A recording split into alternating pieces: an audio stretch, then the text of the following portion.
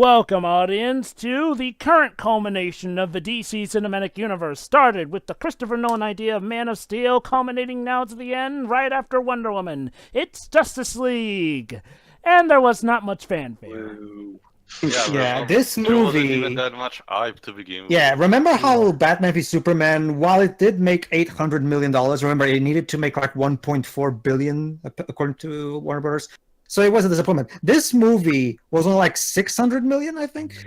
And it cost 300 million. So Not So- out because double of the budget. many reshoots, but we'll talk about this later. It barely broke even, which is unacceptable for what is DC's equivalent of the Avengers. Completely Yeah. unacceptable. Although this may sound weird, folks, I'm going to spoil a bit of my final thoughts. I feel like this should have been how we started the cinematic universe, but more on that later. Well, that's just the problem. They shouldn't start. They should have just introduced the characters gradually before getting to this. But Alright, audience, since we have different copies of these for compromises, start right before the DC logo. The Yes, music for should those who have are started watching by on a this now Blu-ray. already. For those who are watching on a Blu-ray or a DVD, pause at 41 seconds. You should be seeing a black screen, right, and that's right after the Access Entertainment logo and before the DC logo. As for those who are using digital copies, like our friend Wibbs here, just pause right before the DC logo as well. You should be seeing a black screen. It should be a relatively easy point to find. Alright then. Oh, and guess what, everybody? Me and Wibbs saw this in the theater. Jova saw this in DVD, I think. Yeah, DVD. Okay. Teo, on the other hand, is going to be watching this first, which means, of course, that he's the only one here who's going to be playing. Guess who directed this scene? Okay, Teo, it's very simple. Pressure. Okay, Teo, it's very simple. If you see colors on the screen, that means it's a Joss Whedon shot. If it's all black, if it's all grayish and devoid of color and life, that means it's a Zack Snyder shot. But what It's about very the ones that are a mixture of both? Yeah, the problem is that there's some scenes that were. Then it was made by a. Then it's Fuck bad up. editing. Got I'm it. going to have to research this a bit. All right, everybody ready? So Go on. 3, 2, 1, click. And I will start this by saying that this movie is not terrible, but it is mediocre in the sense that it has the good, but it's also got the bad to balance stuff out. Oh, hi, Green Lantern. Yeah, and also Aquaman and Martian Manhunter.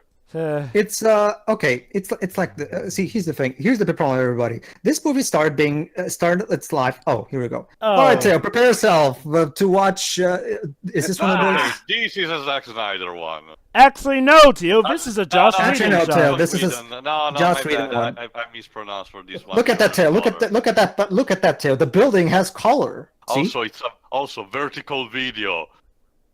Okay. Fuck. Never mind Let's just- that. okay, let's all- Superman's face. Yes. This is the infamous CGI mustache removal that we all Okay. know about. Oh, can I explain this one? Go ahead. Okay.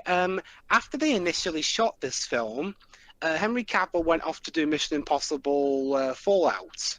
Mm-hmm. And his role required him to grow a beard. So he finished that, but actually, I think they were still filming. But the problem was Warner Brothers called for reshoots on this film, but because of contractual obligations, Paramount wouldn't let Henry Cavill shave his mustache so that the footage in this film could match. What? So what Warner Brothers had to do was that they had to CGI out his beard. Which is weird, though. It feels like it's only in this scene where they have to CGI out the beard, even though they're... No, there's plenty of other scenes. There's other scenes, Jova. There's other scenes. So basically, it's widely much of a difference. So it's Yeah. widely agreed upon that Paramount did this just so they could screw with Warner Brothers. I will admit, though, I never really noticed the CGI mouth on my first viewing, so I will say this, I guess it's not that bad. You know, actually, the set kind of looks similar to Batman 1989. I'll just say this, Jova. Shiro noticed. That in itself is a good indicator. All right, so we see Batman. Okay, this is a Zack Snyder shot. Actually, this is a Joss Whedon shot, believe it or not. Yeah, it's more clean when it comes to, yeah, that was a bad CGI, actually. Yeah. Okay, and I think there's another way you can tell which was a Joss Whedon shot. When the set looks cheaper. Yeah, I'll Not give. just that. Yeah. You know, I'll give Zack Snyder this. He does know his way around CGI better than Joss Whedon. If this movie's anything to go off of.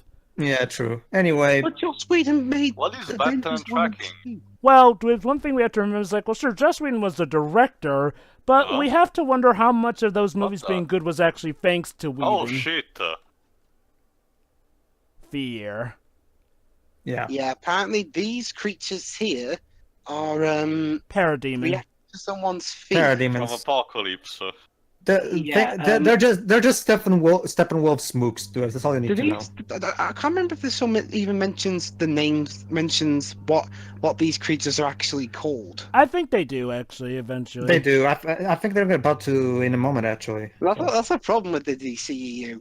Most of half the time they do explain stuff when newcomers, half the time they don't. I mean, Anyway, It's horribly inconsistent. Also, Batman is in so much trouble with just a single parademon. well, okay, that's one thing I'll give a DCAU this though. Aside from that one fight with Superman, they don't OP Batman that much.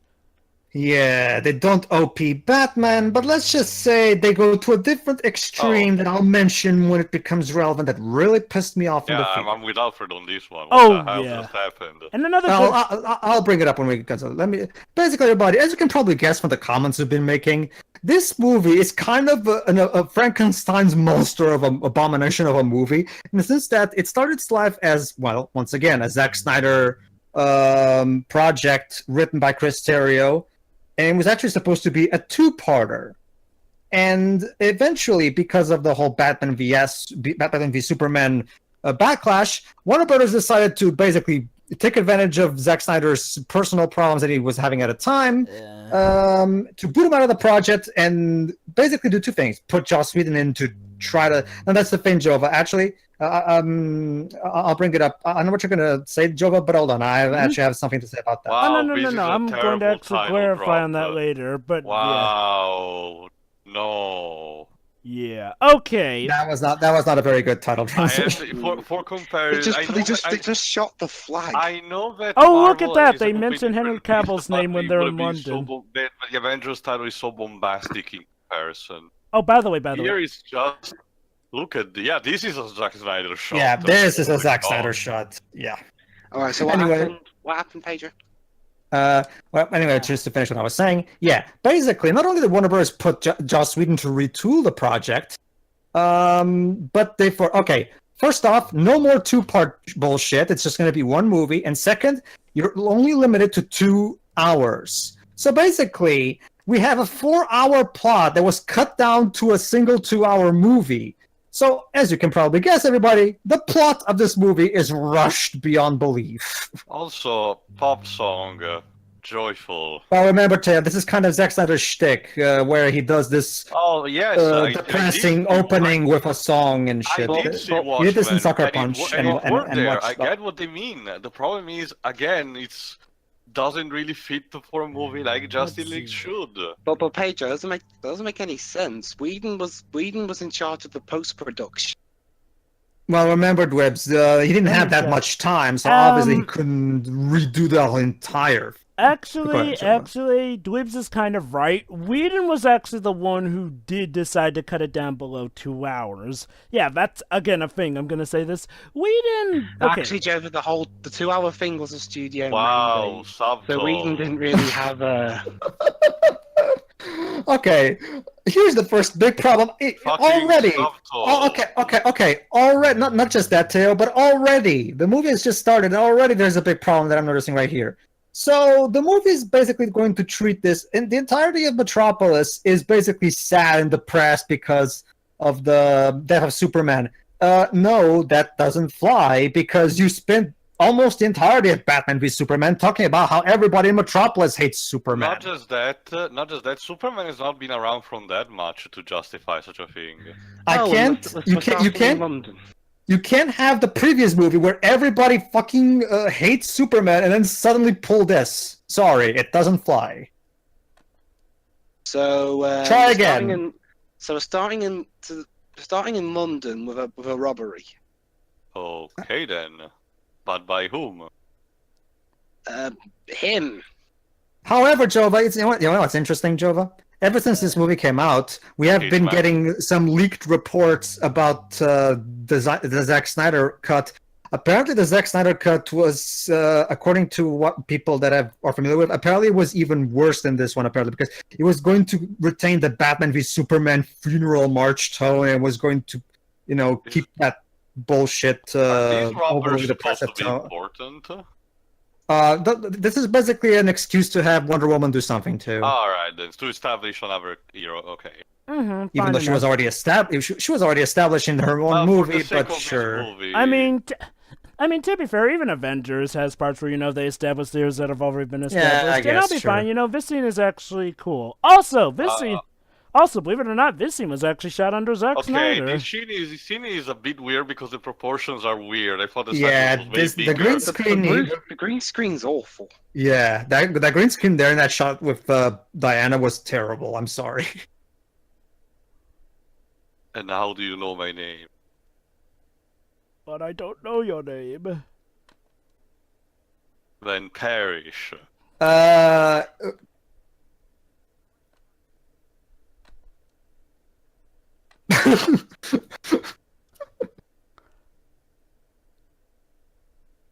Oh, so sorry, it's not a robbery. They're gonna blow it up. Basically, it's about these cultists who are kind of thinking that the world is set to go to doom because of every crazy thing that's been happening.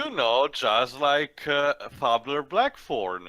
Well, not Blackthorn, but Deacon Blackfire should do. Another thing that's odd about this film, again, I know I've mentioned this in other films in the past. So I guess this is Flash production also. I think this is the first of the DC films, so the DCU ones, not to be in widescreen. It's got a different aspect ratio to all the others. I guess So the Pro is no black bars, but I can't. Oh, it's on my TV. It is. Well, this must be a problem with your TV because my copy is in widescreen. Let me see. Not that it really matters all that much. It's just a bit inconsistent with the other films, is all. No, I'm pretty sure this movie's in widescreen. So let me just double check. Push awesome. Yeah, right here, Dwebs. I'm the copy that I sent to both. I'm pretty sure Tears also. I'm checking the media info right now, Dwebs. The copy that me and Jove are watching is 16:9, so it's a problem on your end. Mine's I can't. Guys. Is it really a problem? Yeah. I think we not can really. discuss. It's just a bit inconsistent with the other films, is all.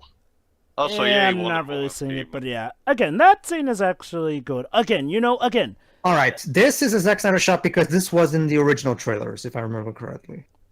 Which original trailers? The ones before Whedon took over. Also, because remember this particular shot of Batman looking over the mountain. Yeah, this was one of the earlier trailers, wasn't it, Whips? I'm pretty sure it was. I think so. Yeah. So this is a Zack Snyder part.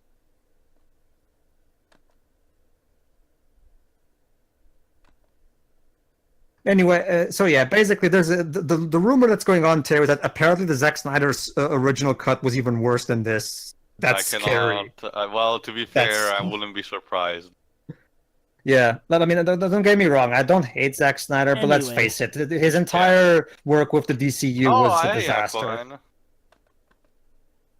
Anyway, going back to what I was originally going to say, Go ahead. Yeah. The matter is this. Zack Snyder, unfortunately, had the loss of his daughter to contend with, and during that point, Warner Brothers then inducted Joss Whedon in to take his place, and thus they did a lot of reshoots. And apparently there's been some news that suggests that Joss Whedon may have actually reshot a lot more of the movie than was originally let on. In fact, let me see if I can find that article. Yeah, okay. Hilarious. It turns out Joss Whedon may have actually reshot over half of the entire movie. Cut off another percentage of it. And, okay, let me put it like this. Whether or not Zack Snyder's original cut would have been better or for worse, when you reshoot something, you got to do this properly in a sense, like, well, where you got to do it so that it makes sense. Like, let me put it like this. I complimented Suicide Squad on being a step in the right direction tonal-wise, but I still critiqued it for, feeling like it was too much a mixer because, well, that's essentially what it ended up turning into, an editing disaster. This was not so much an editing disaster, but a point where Josh Whedon got a bit too big for his britches. For the record, Jova, it's Joss Whedon, not Josh. Joss. Yeah. I said JOSS. yeah. J-ass. Yeah. I don't think it also helped that around this time. Let me finish, Ribs. I said Joss. It's just my accent. Anyway, though, here we have Aquaman. Played by Jason Momoa, and yes, they did the talking to fish joke because I we only have that at DC to use. Now, not just that too. I don't particularly care for the look of this Aquaman, honestly. It is based on one of the incarnations, though. But at some point, Aquaman did have this kind of beard and art and hairstyle. I know, but I don't know. I kind of prefer his more. Well, Pedro, would you prefer with the fucking hook? No. Okay. Here, let me show you. Anyway, okay, the way Aquaman is actually done in this he's definitely the best fleshed out of the three newcomers to this which is kind of surprising seeing as how he's the one who's actually got the movie coming out later this year. Okay. I disagree. I think Cyborg is more fleshed out than him, but go ahead. So basically, the gist of this scene is Batman's like, join our league, please. No. Aquaman's like, fuck you. Fuck you, I'm a New Zealander playing an American. Also, we look in some publicity. Or Gillette, whatever.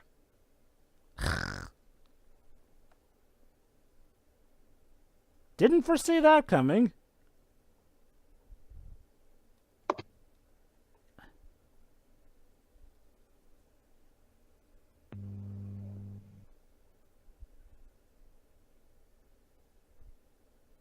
The Allspark?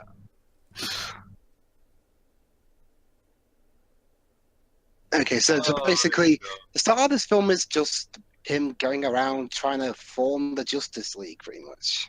Yeah, basically. Now, okay. Anyway, that's basically how I prefer Aquaman to look like.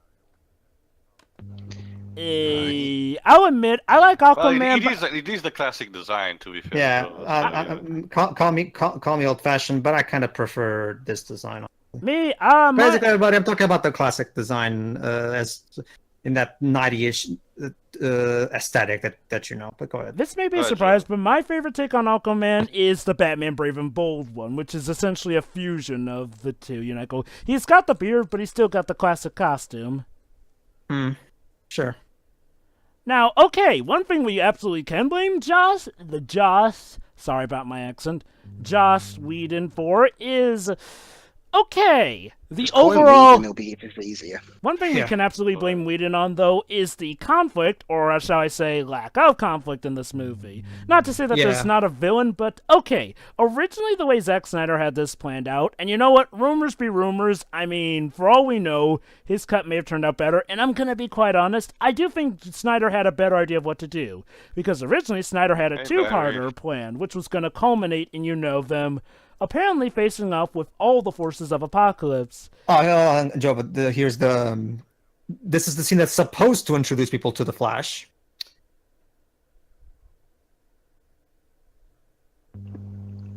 Okay. Why, yes.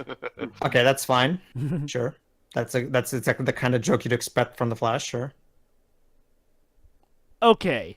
One thing I think we can all agree on, though, poor Barry gets the least development out of the three newcomers. Not just that, Jova. His writing, he's the comedy relief of the movie, and his jokes are, let's just say his jokes don't always hit. Yeah. I mean, now, Flash being the comedic relief, yeah, that I definitely see coming. Okay, yes, DC, I did watch the Netflix show. I kid, but I swear to God, this feels like a weaker version of the CW series. Yeah, that's the point. If you want to do this, I might as well just introduce the Flash of the TV series and make that canon. No, as but- well. Hell, Yeah, but this is different though. Hell, so- you know what's sad though? They could have inducted the Flash from the TV series and just had clips from the TV show, and boom, there's the backstory you need. Would have been easier and probably. But no, would have let's- liked it. let's make things complicated for ourselves because it's more fun. Like that. Let's rush through it. Okay. Speaking of stuff that had to be rushed, there's a small matter of the film's soundtrack as well. All right, yeah, let's Okay, talk about okay. that. Right. Originally, when Zack Snyder was directing it, the film was going to be scored by Junkie XL, who was a co-composer on BVS. However, because Snyder had to leave the project, and I'm guessing because Warner Brothers were again starting to get a bit cold feet on the more darker tone, decided, again, I don't know if it was a Warner Bros. Decision or if it was a Joss Whedon decision, but Junkie XL got replaced by Danny Elfman. Mm-hmm. A lot of people Unfortunately, speculate that's a Elfman- Whedon decision. Unfortunately, Elfman had a couple of things working against him. Hold on, the Kryptonian ship is still stuck there. Yep. Yes, it is. Why didn't they even bother to remove it or move it somewhere else? Crime scene, and also as part of a memorial to Superman. Okay. There you go, Teo. The Miles Dyson from Sorry, from I Terminator wasn't- 2 is Cyborg's dad. That's actually a nice callback. guys, That's some interesting casting. guys, I wasn't. Yes, I wasn't, Liebs? I wasn't done yet. Well, Go we ahead. just talk about what's going on with the movie. Go on, Dribs. Anyway, so Elfman was brought on quite late on this film. The film came out in November. I think it was November, wasn't it? Of 2017. Yes. Yeah. Yes, November. 2017. Elfman was only brought on in June of the same year. And he basically said he got the call from Joss Whedon at like the very last second, and that he was told whether he wanted to come on the film or not right there and then, and to start working on the film the next day. You know what? Also, Elfman had a bit of a handicap in that he had to score the film without actually seeing the final movie. It is a quote from him, actually. I had a lot of storyboards in place of action. There would be full scenes and then a 5-minute sequence of storyboards. Honestly, it was like working on an animated film. I didn't score any of the unused footage. The movie that came out is the movie I scored. It was just in a very rough form. Funny you mention that, because that's actually part of the speculation people are starting to have to that Joss Whedon may have actually reshot a lot more than we actually thought. Because it turns out that, okay, one thing that's confirmed now, pretty much all of the Superman scenes were reshot. Like, that much is pretty much confirmed at this point. Also, question, Well, Trevor. it was an easy way to tell that, Joe. Every time his face looks off. What age is supposed to be Cyborg in this movie? A young adult. So we're skipping already the Teen Titans phase and already moving to him. Yeah, okay, yeah, that's a thing about Cyborg. I fair people mind, but I personally hate the medias that completely ignore the fact that Cyborg was in the Teen Titans, at least for a while. Well, Tio, I think we all know the reason why Cyborg's been recently inducted to the Justice League. He needs ironically justice on his own. On that regard. Exactly. I don't think we're going to see the Teen Titans in this universe. So. Actually, No. Dweebs, apparently there's rumors we might. But I don't. Considering how badly this universe is going, do you think? Oh. I wonder if at this point Warner Bros. Will just reboot and start with the Teen Titans. Okay, a bit of backstory, folks. Cyborg is one of the most popular members of the Teen Titans. In the Well, shit. as of the New 52 and now DC Rebirth, he is now a member of the Justice League. Here's the difference. At least in the comics, he started off as a Teen Titan. Heck, even in the current animated DC universe, yes, there's an animated movie universe, but those are more so short flicks loosely tied together. But even in those, Cyborg started off as a Teen Titan beforehand. Here, though, they're skipping right to him being on the Justice League, and I get why they're doing this. They want the black representation. Well, my counter is to this. Why not just have Jon Stewart as a Green Lantern? Oops. Well, the problem is we're quite a ways away from getting. Also, they found something in Themyscira. Oh, not found something. They've been guarding They something. found. They found. All right, Teo. Welcome to the plot MacGuffin. What? They A found, box? they found a really odd-looking GameCube. Nope, The it's the mother mother box. Yes. It Okay, but for those who, okay, for basically, Theo, all you need to know is that it's the plot MacGuffin that will ruin the world, and we need to stop the villain from getting it. There you go. basically this thing has not been reacting for a long time, except today. Okay. In the interest of fairness, the first Avengers movie also had the Tesseract as the MacGuffin. But there was a reason because of that. The Okay, Tesseract was introduced in Captain America: First Avenger, and again, not to the thing. Okay, yeah, let's actually. Oh, Okay. yes. Ladies and gentlemen, prepare yourself, ladies and gentlemen. The villain that makes that basically feels like a parody of an MCU villain. Okay. I will mention one slight positive about this. Kieran Hines does do a decent job voicing him. okay. The problem is everything else. Allow me This- to explain, He's folks. written. Go ahead. Okay, Whedon cannot write villains for crap. I can pretty much come off of a conclusion with this, because even in the first Avengers movie, the villains were not the best there. And I thought Loki was good, but whatever. well, Loki, okay, I don't really credit Whedon for Loki, because Loki already had the first 4 movie. And let's remember, Whedon also did Avengers 2, and well... you know how that turned out. My point being is this. This is one of the major changes that Whedon did make. Steppenwolf is going to be our main villain for this one. See, originally we were going to have a 2-parter, which would have, built up to them. Darkseid. Yeah, with Darkseid. And I'm going to be quite honest, I'd have rather seen that than this. Because, okay, Steppenwolf is not the worst villain, but let me put it like this. He's an MCU villain at its worst. Like, he's bland, has little other character. And, oh, by the way, he also carries over the problem from X-Men Age of Apocalypse with, Apocalypse himself. He's a villain who's boasted up highly, but, well, I'll just wait for you to see the end. Well, by Jova, give X-Men Apocalypse some credit. At least Apocalypse didn't look like a PS3 game. Yeah, but Apocalypse the still CGI went out like a pansy in that movie. Yeah, basically, Theo, once again, I don't know if you were there when I did it, but I showed Sheila this very same clip that we're watching right now, and even she noticed that the CGI was bad. Okay. I'm not going to harp too much on the CGI because, I mean, don't get me wrong, the CGI problems are apparent, but they're the least of this movie's problems. Yeah, they are, true, yeah. But this film, okay.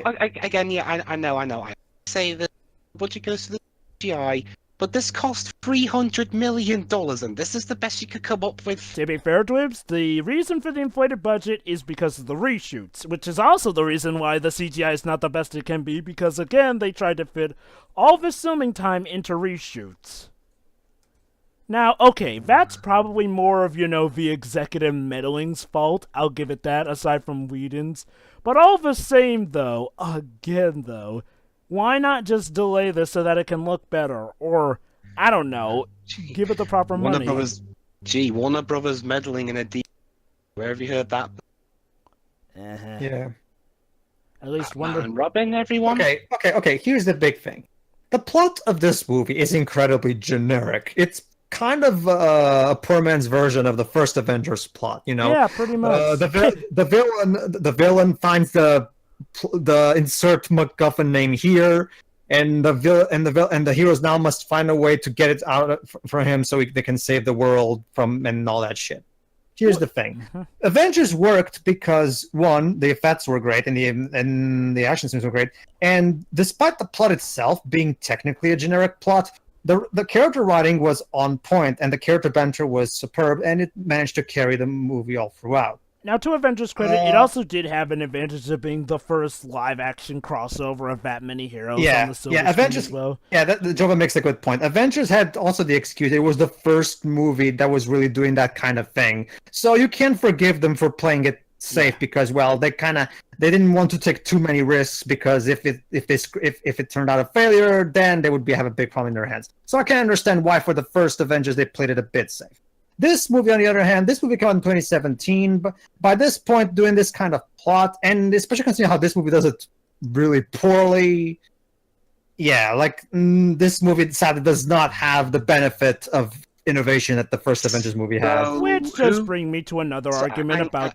Yes, Sorry. please. Sorry, who died? Oh, some Amazons. Some Amazons, but I know, but they're treating this one like a big deal. No. It is, Williams. Remember, the Amazons cannot procreate properly on their own, so every loss counts. As for the burning, also, Dibs, this is also meant to be a signal of trouble too. Yeah. It's like in Series of Unfortunate Events when they light a Or Return of the King. it signals to the rest of the group we're fucked, pretty much. Mm-hmm. To be fair, I was expecting Steppenwolf to actually kill all the Amazons, as at least they didn't went for that. Oh, thank God, no. Oh Well, Jesus, those eyes on the statue! My God. Well, if they did that, then Patty Jenkins would have had a bit of a slight issue with making Wonder Woman I've 2. seen enough sculptures to tell you that statues like that do not have those eyes. BBC World. Okay. I'm gonna raise a slight nitpick here. BBC World News doesn't have a clock on it. It's a worldwide channel. Oh, look at that! An old lady swore. Gee, I wonder who directed that scene. Apparently Whedon. Was that supposed to be funny, Mr. Whedon? I mean, Also, once again, Amy Adams is completely wasted. well, For the third movie in the row. Okay. Thanks, DC. Actually, Thanks. to be fair, Pedro, she does have more of a role in this movie. She does, but she doesn't. Okay, yes, she does have that moment that we're gonna see later, but once again, she does nothing. Well, okay. Not really. Let's be fair, she does do things, but I will put it like this, though. I think that Lois Lane could be doing more.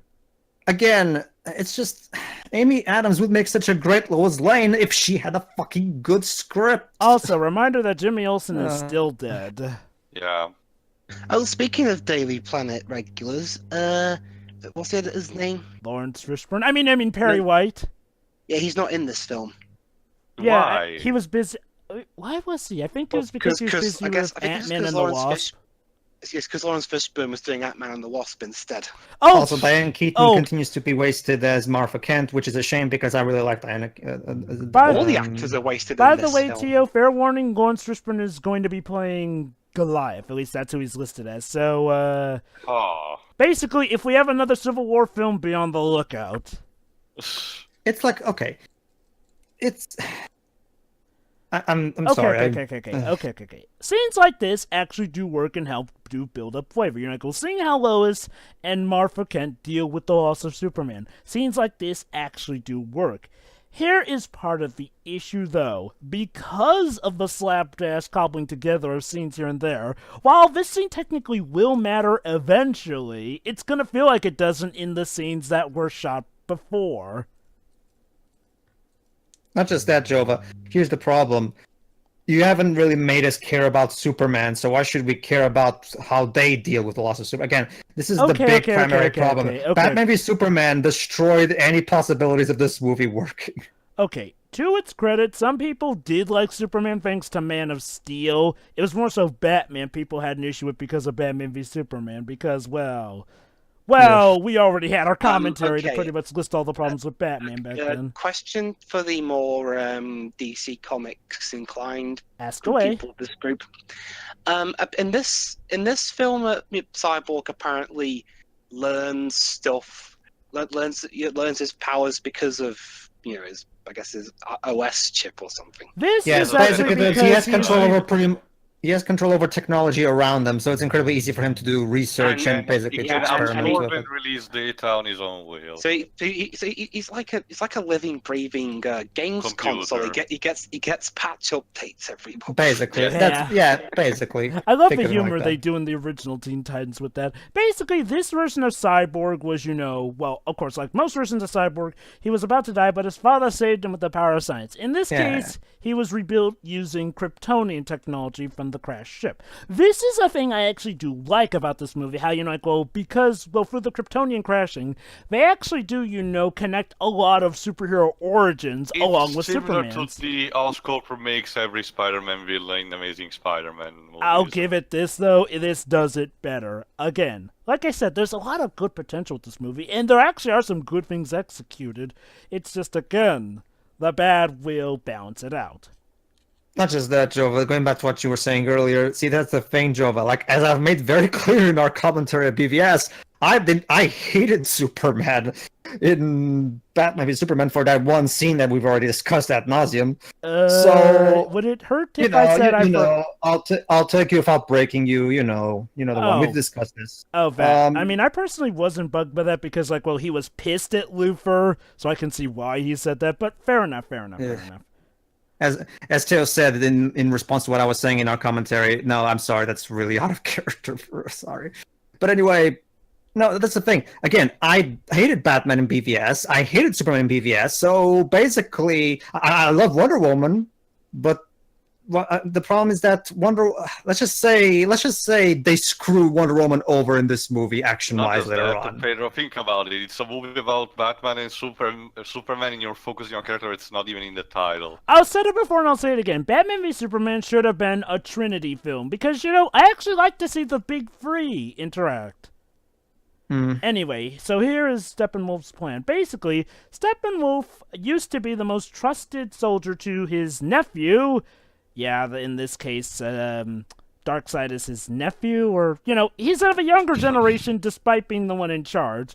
Basically, he lost favor, so he got cast out. So his plan is basically open up the tubes and portals to make it so that they can go in there. Also, foreshadowing for the Green Lantern Corps. Not just that, they didn't even explain that much of the new gods in general. Yeah, basically. No, well, remember, Teo, there's a new Gods movie coming in from the wonderful director of A Wrinkle in Time. I mean, to be fair. Remind me again instead, what is Michael Bay doing? The Lobo movie. Oh no. Well, to be fair, no. I think I mentioned if there's something that can be adapted to Michael Bay's formula, yes, it is Lobo. So I mean, you kind of have to try to mess up. Anyway, the problem is as Transformers. Sorry. Anyway, back. Lobo. Oh, sorry, I will mention later. So basically, they sealed him in one of those loot boxes. Anyway, backstory. It's sort of in an homage to Lord of the Rings. Both humans. Atlanteans and Amazons. And also, of course, people from outer space, like the Green Lantern Corps, fought against Steppenwolf and barely managed to beat him, and then afterwards, sealed the boxes away in hidden places. Basically, Steppenwolf is back after that little defeat caused him to lose favor with Darkseid. Yeah, I'm so weirded out seeing Bruce Wayne and Diana having civilian clothes just like that.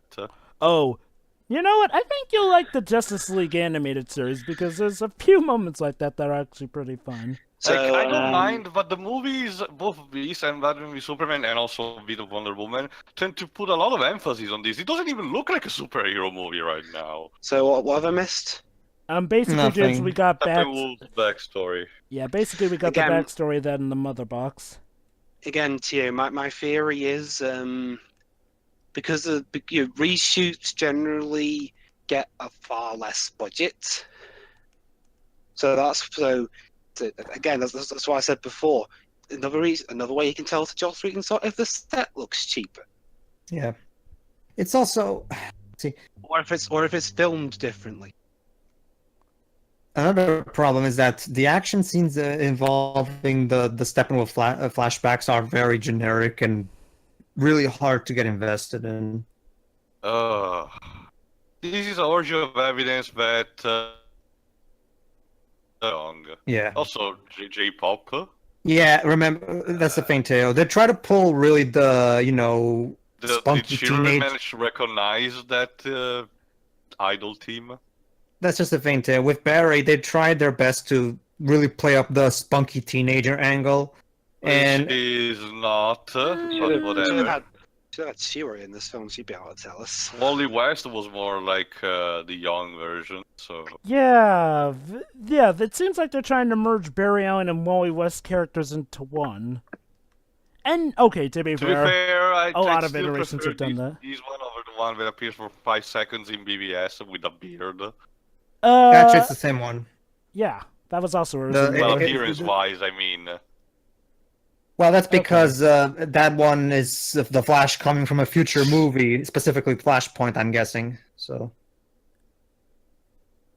So don't worry, Teo. Yeah, So don't yeah, worry. this is the trailer shot. I know. Don't worry, Teo. That particular look of if the Flashpoint movie does indeed get made, we might still see that. Actually, Pedro, hate to bust your bubble, but the plot point of that actually comes up in this movie.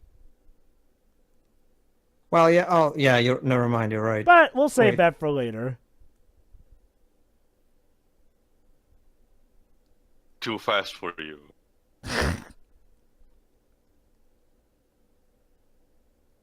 There was an idea of. Having a Thank decent God movie. they're not doing that. Unfortunately, Warner Brothers kind of fucked us over.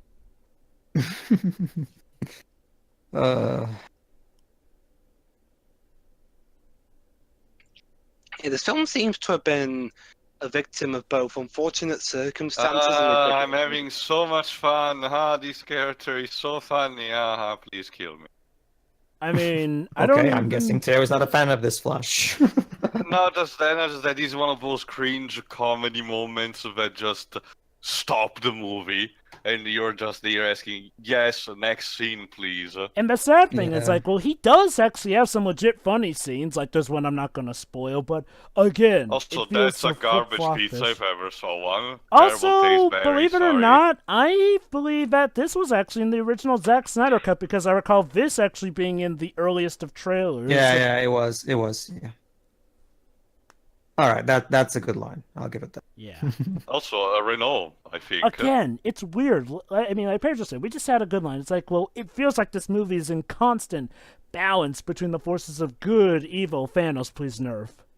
Oh, I don't think we've told this to us when Footage we we talked. already saw in BBS. I don't think we told Dwebs about this when we were talking about the two-part plot that Zack Snyder was going for. Basically, Dwebs, originally the villain was going to be Darkseid. Basically, he's the DC equivalent of Thanos. That's all we need to know.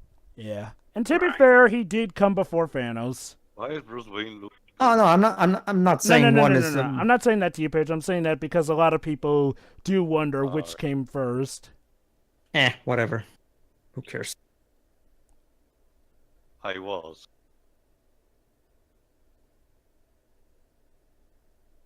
You are. You are You, the chosen you know one. what this feels like, Dwebs? It feels like a. Yeah, a why should I bad- trust you? This feels like... Right now, Dwebs just feels like a bad person of interest episode right now. Wait. Why should I trust Oh you? yeah, by the way, Pedro, I finished. Later, Dwebs, off topic. Yeah. Yeah, Why should I trust you? That felt like how the conversation between Danny Elfman and Also, Whedon must have been The for this product placement of the car is really awkward in this movie. like, To be honest. product placement. Okay, this is a The car is minor. Renault or something. I Sorry, it's clearly mean- busy multiple times. It looks more like a. There are those 5-second scenes that look like commercials. I guess. I mean, maybe I'm just... Okay, not- I don't so- mind. It's just that it's there. All right, everybody. Guess who directed this scene? Who could it have Someone with been? several green screen. Then that definitely points to a possible Joss Whedon shot. Dwebs, what do you What? think? There's also another Um, color. I don't know. It's a bit grey, but again, it looks a little bit cheap. So One thing we should also mention that may make the game a bit tougher. Zack Snyder did say that in post-production he was actually trying to lighten up the tone because he was taking Yeah. feedback. So we also got to be on the lookout for that stuff. I think this feels like a Zack Snyder-ish scene more so than a Whedon scene. More so because it feels subdued enough. Like, a problem with Whedon, I've come to realize, is like, well, he tries to have things be a bit more too bombastic than they should be. Thankfully, that wasn't as much a problem with Avengers because, well, Avengers, and that needed to be bombastic. But Also, in reference to the Wonder Woman movie. Charming. yeah, there is Go still ahead, continuity. sorry. However, in Avengers 2, that had a bombastic problem. Like, look at this, guys, we got a villain who's so awesome, he actually kills one of our heroes for real. yeah, a hero we knew for like movie. Yeah, gonna be quite honest, I don't care for the MCU's usage of Quicksilver and Scarlet Witch, but that's a topic for another day. Yeah, the X-Men one's much better, and that actually has a character. Uh-oh. It looks like So we got a few boat people in a little bit of a pickle. Mm-hmm.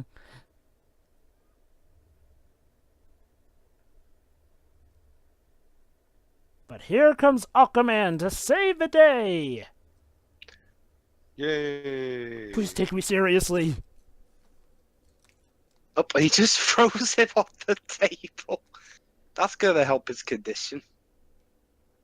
You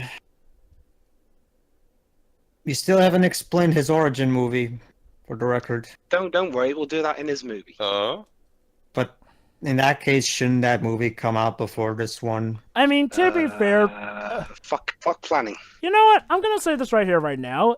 The Justice League movie, being the start of its universe, has been done good not once, but twice. Oh, no. That's Okay, right, Taylor. In this drinking. this Aquaman is a drunkard. Oh, well, to be fair, that's not the first one, but here's the no, thing. not that. It's the music. Okay. My God, it's not fit. Okay. And you know who was also... Oh, speaking of reshoots, What? apparently Willem Dafoe was supposed to be in this film. He was supposed to be one of the Atlanteans, apparently, but they cut his scenes. Thanks, Whedon. Thanks a lot. Welcome to DCU Atlantis. Now, here's a weird thing, actually. Oh, it looks... Uh-oh. That's right, it's reacting. Bye-bye. Weird thing, Aquaman is not the current ruler of Atlantis. She is. Who's she? I forget, she's supposed to be his wife, but is she... Sorry, dude, you'll have to wait till the Aquaman movie. Okay, to be fair, we actually do get her name in this one, to be fair. Yeah, her That's name. not really enough. And we actually Ooh, do get to know some bits about Wow. her. what an intimidating villain. He gets pushed around by some random woman we don't even know. To be fair to him, still better than John Connor in Terminator Genesis. No. Actually, Pedro, I gotta disagree in that I think the whole he gets pushed around by someone we don't know thing came a lot later in that film than in this one. I mean, well, that film was longer than this one.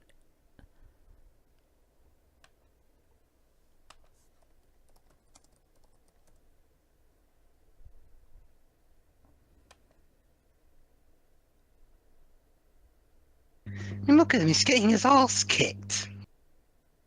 Was. That was round one. Now it's time for round two.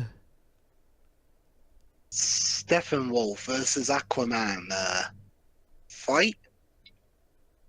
No, sorry, Steppenwolf is not in Injustice, on the Injustice games. Yeah.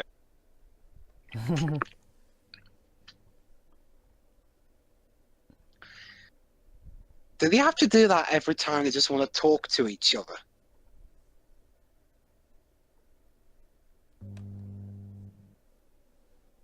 Huh. And that's it. I hope you Wait. enjoyed it. Hold on. I'll talk about like the information of him. No.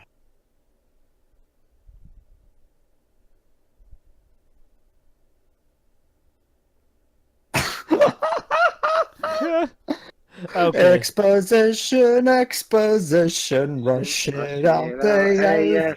AP. Well, to be fair, you did ask for information about her. I know, but we should, be shown this, not told.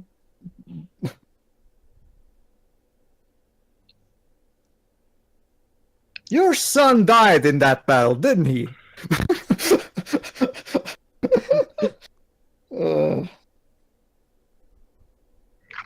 Well, oh god, here's another thing. A recurring plot throughout this film is this family.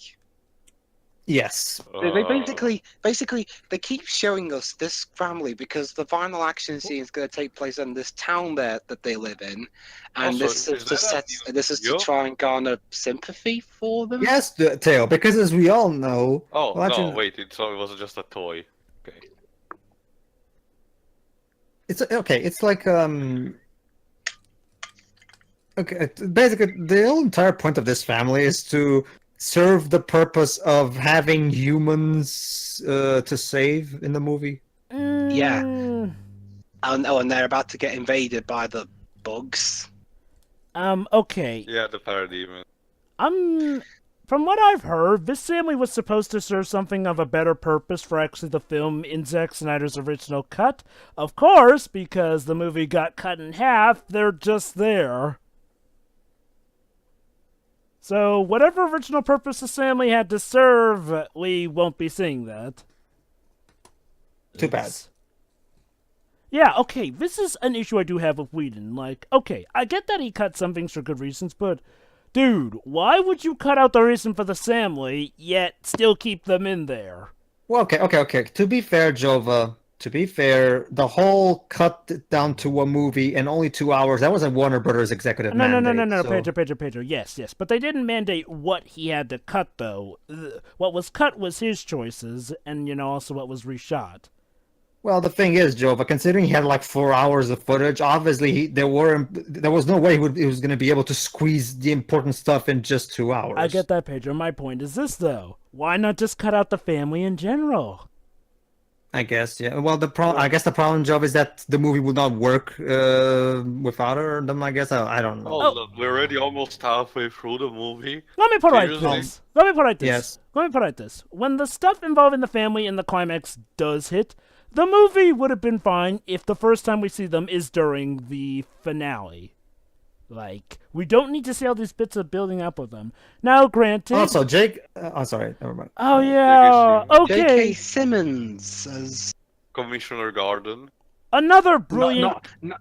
Actually, no wonder I forgot. He's only got like 2 scenes in this film. Yeah. Gee. Don't get me wrong, J.K. Simmons is a very good Commissioner Gordon.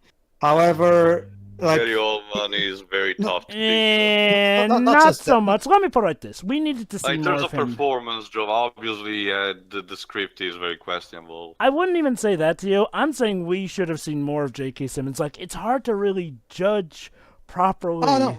I'm not trying to judge. Actually, unlike what Theo thought, I wasn't judging his... Like, I wasn't going to compare him to Gary... Obviously, Gary Oldman stands out more because Gary Oldman actually had a much better script to work with, and actually his character actually got, even development and everything. But anyway, the problem is not that. My problem is that you don't get...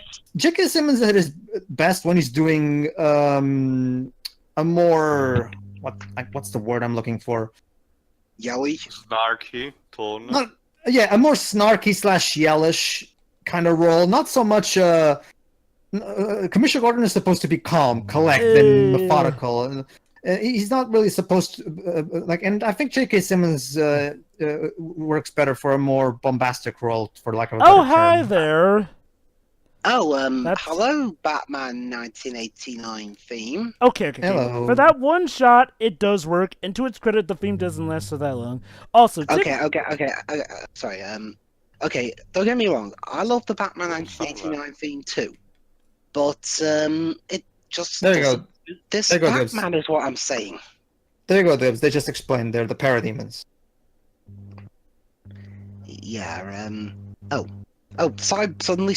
Yeah. Oh yeah. remember, Yes. Dwebs, earlier Parademon Why kidnapped ever his Wonder father. Woman tried to get Cyborg to join the fuck off.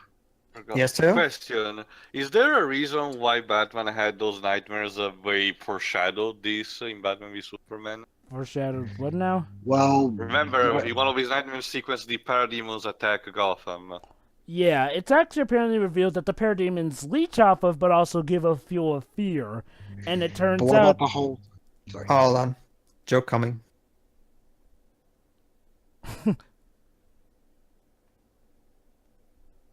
Terrible. Yeah, so rude. Yeah, My that- God, the comedy tanks with Flash so much. It's just like what I feared. Yeah. Which is weird, though, because the comedy in the first Avengers movie was great. So, I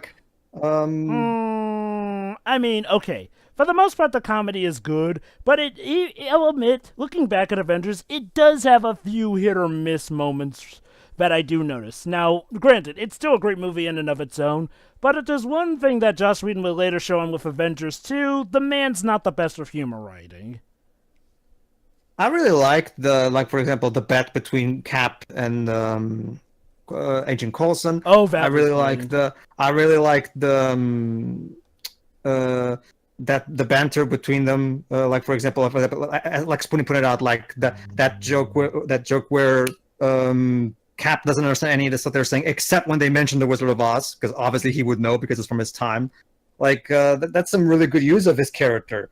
I think Whedon works best with, jokes that have some dialogue buildup, but end with visual payoff. Or ones that do have dialogue payoff, but they have to be... God, are you So, boring?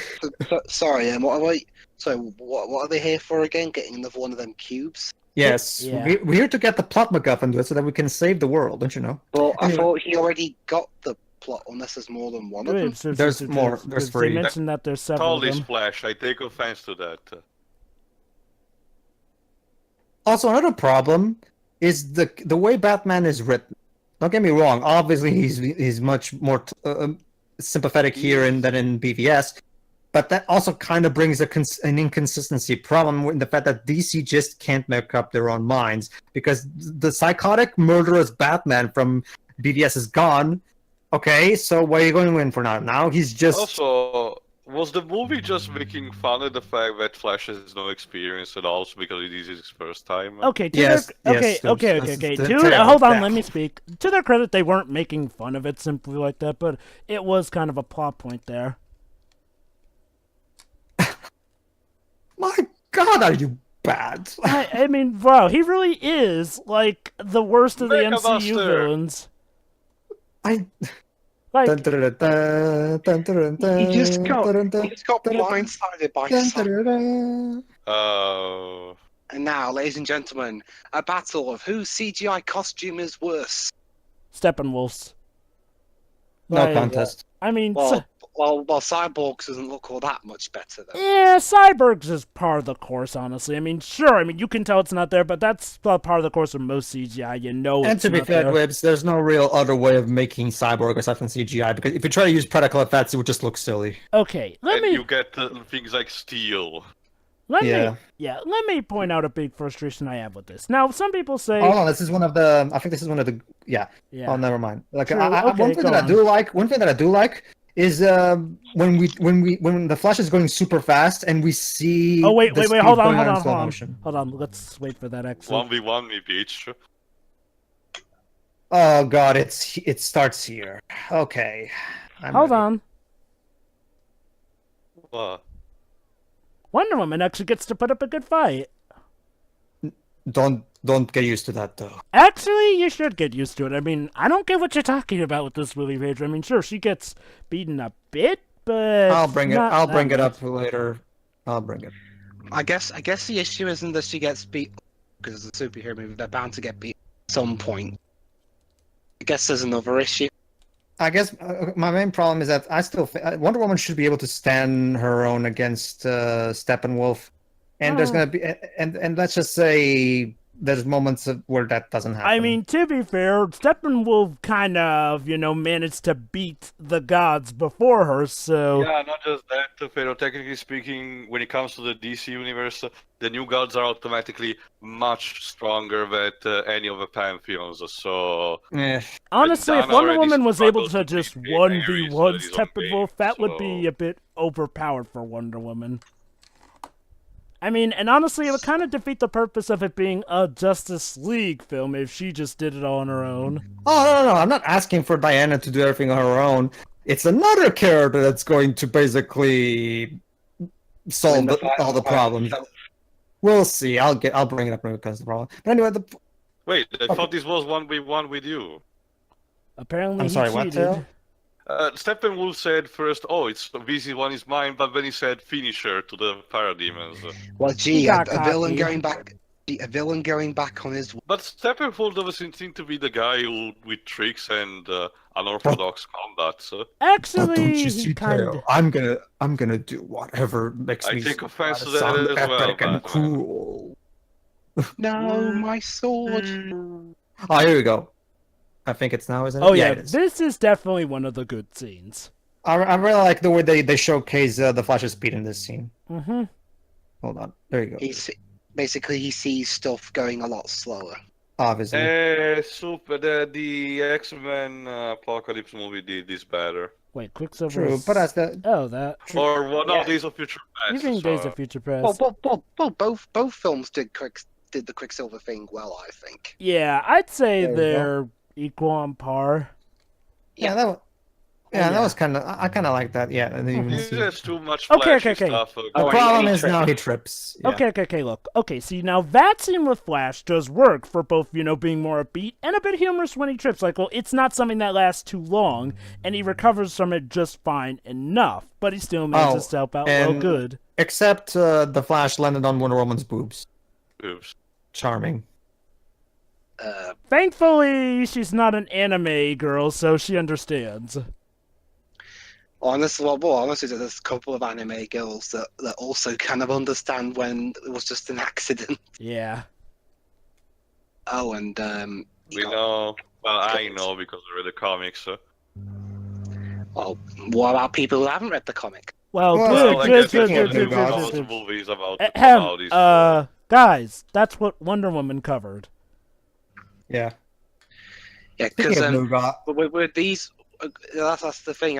From one thing I've understood, the difference between films like ones made in the DC animated universe and bigger budget films like this is that the animated ones are mostly made for comic book fans like you guys, whereas these ones are meant for the more mainstream audience. You know, the weird thing, Dibs, is like, well, the animated ones, while based off of comics, they actually adaptate them in the point where newcomers can actually get more invested in them. Go figure. For the most part. Like, yeah. Like, you remember how at first you were confusing Public Enemies, but by the end of that you actually got what was going on because they adapted it so that a newcomer could get on board with that, essentially. going back to the Nougats thing, that's just the thing. Basically, too, originally Marvel's Black Panther was going to be directed by Ava DuVernay. However, at some, the director of A Wrinkle in Time, And some other...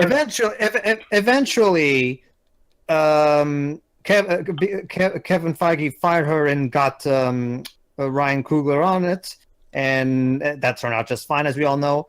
Yeah, look how well Wrinkle in Time turned. Yeah, and Ava DuVernay, as we all know, for one of the biggest Disney bombs of recent years. So, Hey, Aquaman. it's starting to become a bit obvious that Kevin threw her out of the project for a good reason, now DC is gonna, for some reason, get her to do a new Gods movie. Well, I mean, Pedro, you're kind of ignoring the fact that she did do good movies beforehand. I mean, but that's the problem, Jova. She did do good movies. The problem is, she did one bad one with Wrinkle in Time. Yeah, I mean, but don't Joe, get me that's wrong. the thing, though. Can I finish? It's sorry, I don't worry, Joe, but I'll be real quick.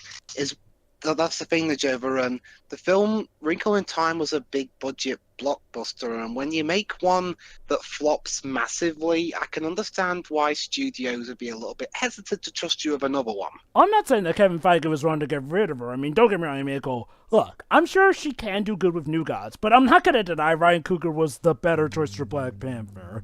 Like, I mean, problem is that, look at how her Black good Panther movie- turned out. It was an amazing film. Like, now, I'm just going to wait and see until we actually know more about this New Gods film before I decide to act feared or scared, because she has done good big blockbuster the story films of the New before. Gods, it's really easy to do, honestly. Yeah. my problem is that her good movies are small, character-driven films with no special effects. So I'm not exactly sure if she's the right person to make it. Honestly, from what I see, it all depends on how good they manage to do with that one project, what goes on with it. Like, well, there's really no given pattern or whatnot to how it goes. Oh, sorry. There's one thing. In terms of after BVS, DC Films got a leadership change in that it was being co-run by Jeff Johns and John Berg. Yeah. Mm-hmm. After this film bombed the box office, in January 2018, Berg got replaced by another guy, Walter Hamada. Yeah. So basically, every single time a film underperforms for Warner Brothers, they just say, you know what, fuck this. Let's replace. Let's not change. Let's not just think about what's gone wrong. Let's just fire the leader. It's like okay, firing Zack Snyder, like I've said in our BVS commentary, was What? Fuck. I don't Again, think Tia likes this Flash stuff. well, This type of comedy. again. Just It's more so the type of doesn't- comedy. And again, this okay. And also the Whiplash. You know, we talked about how the tones clash. I think it's most apparent with Flash, because, like, okay, for as much as the tones can clash here and there, that's not really been a complaint we've mentioned that much, because for the most part, the characters themselves are consistent enough. Except for Flash, because, again, we had just not long ago had a good enough scene where he's fearful, but he does wise up to his fears. He uses his powers properly. He acts like a team member. And then, literally, in this different scene, we have that stupid joke, like, if there's one character I do feel that is inconsistent, it's Flash. Like, because every other character, for the most part, while they have their quirks and whatnot, they feel consistent enough. Like, Batman does feel like he's developing from his character. Like, well, he regrets that he's part of Superman's death. Like, and he's actually tried to be more like Superman, i.e. not killing often. Wonder Woman, retaining her characterization from the previous films. Cyborg, since we've been introduced to himself, fair enough. Aquaman, yeah, his character arc and whatnot. But it's with Barry. Like, let me remind you, we're introduced with this character trying to solve his father being framed for a crime, essentially his mother's murder. He acts serious there, then acts sunny here and there. Now, there are some cases like Spider-Man, but with Spider-Man, it's mainly because he jokes to hide the fear. He's not really needed to joke with this one. And even still, the jokes don't really fit the context well. Mhm. They're not very funny either. So basically, Yeah, they're discussing their next plan of action. We might want to try and resurrect Superman. This is a Whedon one. Who wants to actually discuss this one? Because this one kind of I will. hurts. I would like to, Go on. because I actually follow that. Okay. The original plan of Zack Snyder was to do the rebirth of Superman, just like in the comics, with the black suit and all that good stuff. In fact, Henry Cavill at one point actually shared the S on the black suit. Like it wasn't the full picture of the suit. Yeah. Yeah, he actually shared it. Like so they did shoot the scenes with black suit Superman. Oh yeah, like I said. However- Oh, go on. That was part of the two-part storyline. Oh, and now these two. Oh, here's another thing. We're also going to have a romance between these two. I mean, well, granted. Not just that, these conflicts seems unnecessary. Okay. Yeah. Oh. Seriously, Bruce. Seriously. Not just that, even for the filmmaker, we're wasting time on this. Okay, I'll admit, even in the This was first. considered acceptable to be kept in the movie. Let me put it like this. Even with the first Avengers, I did not really care for the whole heroes have to butt head things. I mean, okay, I was fine when they did like the big massive fights between Iron Man, Thor, and Captain America, but in scenes where they had to literally have a timeout after Phil Coulson died, those kind of made me cringe. This is one of those scenes where we have that brief little scuffle. And okay, I don't know. I kind of thought it was kind of necessary to have them actually, interact more fully, and it made it that worked much better because the characters were much better written there. That With flash here- line, that flash single line could have been just edited out, and the scene would have not be that different. but Bruce, Not That's really, how no. unnecessary this comedy is. My God, some people just want to watch. I can't the world fathom burn. the fact that they did this with the Flash. Yeah. I thought it was Anyway. really just something from the trailer, but no, it's even worse. It's like I said, Flash is so inconsistent. He'll have good jokes, he'll have bad jokes, he'll be so-so, he'll be just, why are you even here?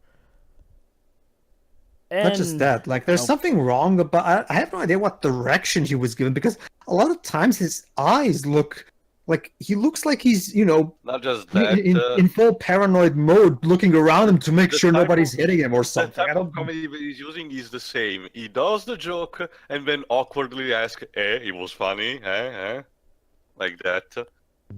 Just to continue what I was explaining, Sorry, though. go on. Yeah, like I said, yeah. Well, originally in the two-part storyline that Zack had planned, we were going to do the whole resurrection of Superman arc from the comics with the black suit and everything. And it even got shot at some point, apparently. The problem is, when Joss Whedon took over and we had to cut the movie in just 1 2-hour movie, that entire subplot was replaced with basically a completely rushed resurrection that is basically going to... Okay, here's the thing. I was never a fan of the Death of Superman arc to begin with. It felt It was more like... something new for the time, Yeah. so... But the problem was that no one believed it back then. To be fair, a lot of people actually did believe it. Like, believe it or not, it actually got on the news. They believed in the collection number thing. My problem... Okay. Well, Tia, one thing we have to remember, though, is like, well, back then, hero deaths were kind of unheard of at that time. So, believe it or not, at some point the world did believe Superman was dead. Like, it even made the news. A comic book event made the news. Oh, look at that, Bruce Basically, Willis. yes, they're going to take him out of his grave so they could properly bring him out to the Fortress of Solitude. But anyway... Okay, they did debate the moral stuff of, hello, he's dead. Uh-huh. Okay, you know what? I'll give Sorry, it... Devs, the world is in danger. We kind of need to... Yeah. But anyway, to finish what I was saying... Okay. Go on. The death itself is not my problem, Tim. My problem is the way it was told, in the sense that for example, the original Death of Superman comic, the original one, the one that has the bloody S on the cover, you know the one, right? Okay. I really wanted them to properly explain more the origin of Doomsday in that specific comic, because they didn't. I still think they didn't do a proper good job giving proper context for Doomsday in that particular comic. I know that they later fixed that. But I still, but we're not here to talk about the Death of Superman comic. The point is, we were going to do the Death of Superman / Resurrection thing. Here's the problem: we cut the movie in two, and Joss Whedon thought it was a good idea. Let's just have them completely resurrect them in like a 10-minute sequence. Here's the problem, though. Okay, in the Resurrection of Superman arc, it felt better because it was more. There was more build up to it. There was more properly explained. We actually got to see more of the world without him and shit. Yeah. In here, all it really does is basically render the ending of Batman v Superman completely pointless. You resurrect them in just one movie. Well, okay, technically 3 movies, because we had Suicide Squad and Wonder Woman. Yeah. But still, Wonder Woman was more of a prequel. But I guess, to be fair, we do see her defending the world while he's away. Still, though, technically, we spent very little time. In fact, it was literally a year. Okay, Batman v Superman came out in March 2016, and this movie came out in November 2017. So a little over a year later, you render the ending of BVS completely pointless. Mm-hmm. It probably would have worked better if it was done some movies down the line, but no, like. As a result, his death in BVS is now even more who cares, because it got resolved very quickly and incredibly easily. So, what was the point of bringing in the Death of Superman arc into this? Not to mention, just like Infinity War, we already had a Man of Steel 2 confirmed to be coming anyway. So, there was no really any suspense, but, yeah. Again, oh my god, this is like Infinity War. We've only got 2 movies in between, before we're eventually going to get the movie that brings them back. Willis is right. But yeah, without a doubt, Infinity War did this whole thing better. It's not the thing, Joe. But see, the problem is, again, when Death of Superman happened in the comics, outside of the younger ones, the older ones never really believed that this was going to stick. It would have. But it would eventually be reverted, and that's fine. That's not the problem I have. But the problem I have is that they did it so haphazardly and rushedly. Wait, are we talking about this or the original comic now? Okay. Wait, I don't know. I kind of thought the comics did the resurrection thing better than this, honestly. Yeah. That's why I'm getting confused, because were you critiquing the comic or the movie? I'm critiquing the movie. Movies. Because you said when the comic did it, it got me confused. So sorry. So are they gonna do this now with every time someone in the Justice League or a DC character just dies? That's only works for Kryptonians. That's the problem. The DC universe already has something to do like this. The Lazarus pits. Why don't you introduce those instead? Yeah. Well, honestly, Tia, this universe is so convoluted at the moment. The last thing they need is to start throwing in other bits. As for this bit, this is something that it's much more simple than this. I mean, granted, though, the Lazarus Pit has the side effect of making you insane, which is why normally you don't want to use that. All right, so basically they dropped the MacGuffin in the liquid, and the Flash has to hit it with his lightning right at the moment it touches the liquid. But just to finish, Joe. No, Joe. What I meant is that, again, okay. So here's the thing. Going back to the Infinity Gauntlet arc, since you also mentioned that, the Infinity Gauntlet arc worked best because it actually bothered to earn its thing, and eventually, when they do eventually bring back the characters, it was done in a much more built up and properly paced way. The problem with these movies, on the other hand, that's what I'm critiquing, is that, again, there you go. Clark Kent is back. See, it only took a year and a half. In 5 minutes in this Wait, movie. wait. It was night 5 minutes ago. Now it's already full day. What do you know, Teo? Haven't you heard of suspension of disbelief?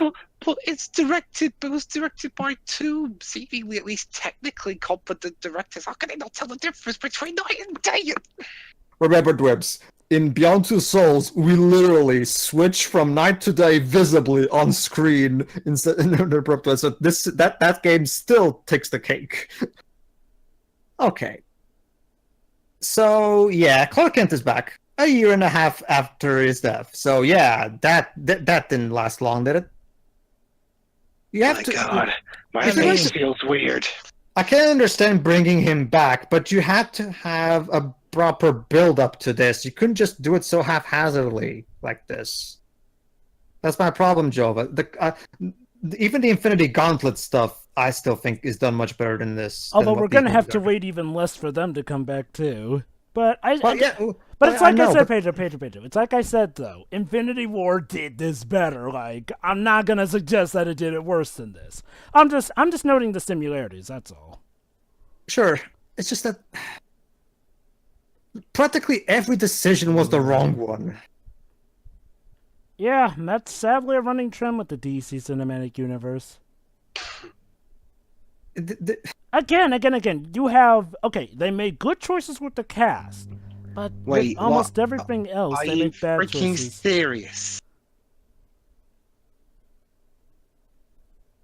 You can't control your own suit. Anyone Okay. tried to stop him? Okay. This has to do with the fact that it's Kryptonian tech that's out Yeah, to... but no one else tried to stop him from launching a missile. Yeah. Instead, we There's just no talk. There's not even like a Yeah, manual don't do the override expression on like that thing. seriously. Oh yeah, Laser! and here's another thing. Clark Kent is now alive. The problem is that he's confused and he doesn't know who he is. So we have to do a Clark. Pet Remember cemetery. who you are. You must take your place in the Justice League. However, guess which character finally convinces him to calm down too? Let's... Batman. No. Nope. Let's wait and see till we actually get to that. Well, think about it, Theo. If it's not Batman, who could it be? Well, Wonder Woman herself. apparently, Let's see. there's another musical reprise we get as a darker version of No, John please, Theo. Williams' Superman theme. No, please, Theo. I don't want another Wonder Woman Superman romance. We've had enough of that in the comics. Wait, what?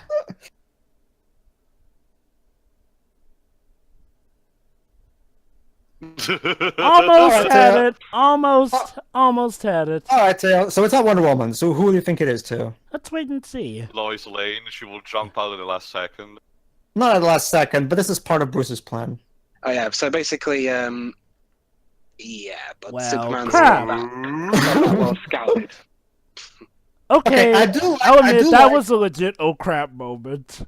Yeah, I do like Eric Cavill's look there. Like, again, Eric Cavill is a great choice to play Superman. I just wish he had a fucking script that wasn't written by Honestly, retards. I don't see that much of a difference for the whole mustache thing. Yeah, me It's- neither.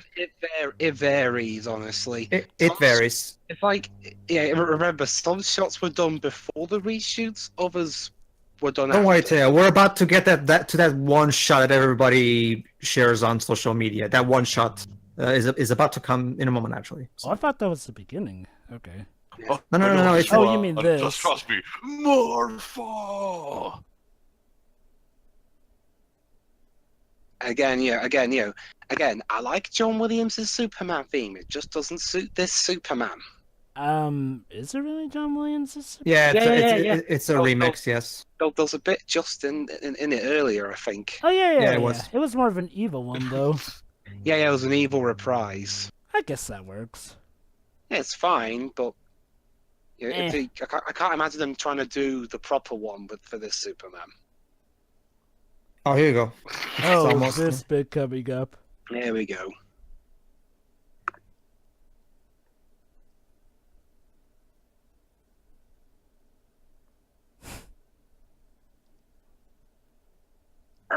Play Warner Brothers, man.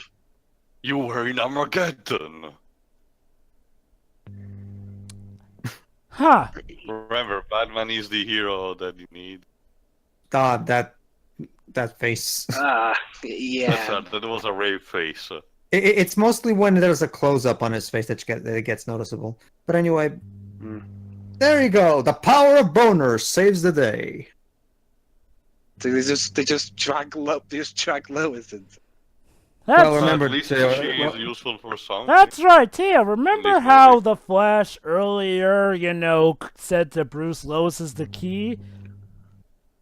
There you go. This is what he was talking about. So really, Talk about the really disappointing payoff. I get the feeling What that is that? I get the feeling this wasn't supposed to be the payoff to that. I I'm agree with you. I'm pretty sure Zack had other ideas. Yeah, it's like, okay, look, there may be rumors that Zack Snyder's cut was gonna be worse, but you know what? I'm gonna be on a I'll believe it when I see it mentality because at the very least, I think Zack Snyder had more of a plan than Batman, this are you okay? movie. Oh no, of course. This not. Okay, this okay, is an okay, that actual was funny silly. bit. Yeah. Oh my god, the movie actually got something. Okay, Tia, welcome to the latter half of this movie. Like, okay, the latter half of this movie is actually better. No, but this also comes into the point where I said the bad bounces out the good, because there actually are funny scenes like that bit with Batman. Mhm. But I don't Right. really care much. so he just came in and took the last one. He probably I don't went, care. they're too busy fighting each other. I might as well just take the opportunity. I still don't care much for them bringing back the whole "Do you bleed" line. That line is so stupid. I mean, More granted, like I've- it was unnecessary for the context. I get Yeah. that they wanted to do something with it, but this seemed to be a bit too early for it. yeah, with this one, By the way, wasn't there supposed to be a scene from the trailer in this shot? oops, guess that one got Wasn't it cut. supposed to be like a flashback?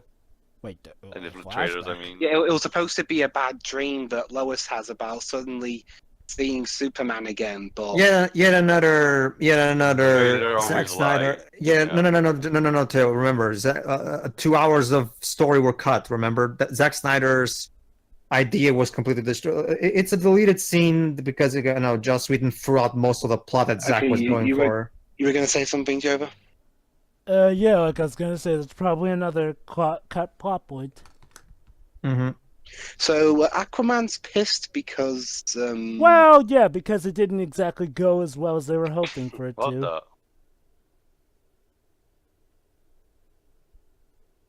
so they're getting in a fight because they think their costume is. No. They're getting into a fight because they're wondering about what the heck went on with Cyborg. Can I Flash want please him just... to shut up so badly. Yeah. Okay. Okay. One thing else. Okay, I'll be honest about when I was getting into this movie, I didn't really think much of Ezra Miller in Fantastic Beasts and Where to Find Them, so I wasn't exactly looking forward to seeing him here. Mm-hmm. But however, I'll cut him a little bit of slack in that he was probably told by Whedon to do most of this stuff. Yeah, I mean, like, well, again, during the things that seem like more like Snyder scenes, he's more bearable. Even gets good scenes. Oh, DC, this joke was not funny even the first time you introduced it. Stop using it. There are other ways to make fun of Aquaman. Okay, folks, here's the thing about Aquaman. For some reason, DC seems to have this mentality that nobody takes Aquaman seriously. I mean, granted... That's the problem of this generated a counter wave where DC is trying way too hard to show how badass he is. which ultimately feels unnecessary in the very end. Let me put it like this. Injustice Gods Among Us did it well enough. You know, you had some silly Yeah. stuff, but you still let him be awesome. Yeah. Like, and again, you know, Batman the Brave and the Bold. Yeah, okay, some people argue that that's a show centered around being silly, but Aquaman still did get to have some legit good moments in that one. I'm sorry, but without his cape and his cowl, the way Ben Affleck is dressed, it makes him look a little bit like The black-suited Superman. No, I was gonna say what's her name? Cyber Rage. No. What's her name from the Atlantis scene earlier? Merida? Yeah, I mean, in this shot, it kind of looks a bit green. It's okay. All right, so this is supposed to be the romance scene, kind of. Not Really, quite. More just like a reconciliation scene. Like, Yeah. I mean, okay, look, I like the romance between Batman and Wonder Woman, but they sadly don't focus on it that much, or maybe that's for the better. I remember this. They probably had like notes. And you know what's a shame? It's like, oh, if there's one thing I did like that was legit done well enough in Batman v Superman, it was them building up the romance between Batman and Wonder Woman. Like I said before, Justice League the Animated Series did the romance between them well. And you know what? This is probably a good time for me to mention. So some people say there was no way they could possibly have, you know, introduced characters in this film. Okay, I'm not going to use Civil War as an example, but believe it or not, a Justice League pilot or movie being used to set up a universe has worked not once but twice. The first time was with the Bruce Timm animated Justice League series. Now, yeah, some people argue that we had Superman and Batman to go before that, but speaking as someone who actually did watch Justice League in its entirety before seeing Batman and Superman in its entirety, I can say that it was a good enough starting point. Oh God, I can tell. They're trying to show his face as possible in that bit just then. Yeah. Oh, Also, Jova, it's I funny, wonder why. it's funny you mentioned people being scared of presenting new characters for this movie. This is a thing that only Zack Snyder actually mentioned specifically in interviews when people actually asked the fact about one of the key members of the actual Justice League, John Jones, Martian Manhunter. Apparently Zack Snyder hates him and didn't want him to be in the movie just because he hates him. Which is weird Brilliant. because John Jones, the Martian Manhunter, does show up in the CW series universe. Jova, remind me again why DC thought was a good idea to, at the beginning, put in a guy in charge of the DC cinematic universe, a guy who hates important DC characters. Because he made Watchmen, which made them a lot of money. Jova, that's actually one thing I was curious. There's actually one thing that I was curious about, Jova. What?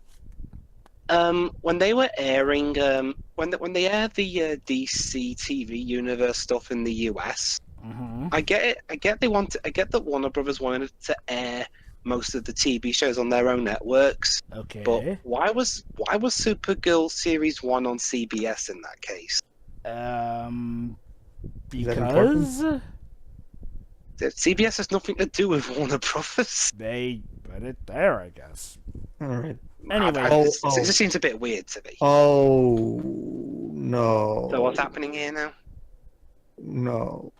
What? Okay. Basically, at the time of this recording, I'm checking stuff on that link that was just posted. The Black Hawk movie, directed by Steven Spielberg. The writing the screenplay is gonna be done by David Koepp, the writer of Crystal Skull. Joy.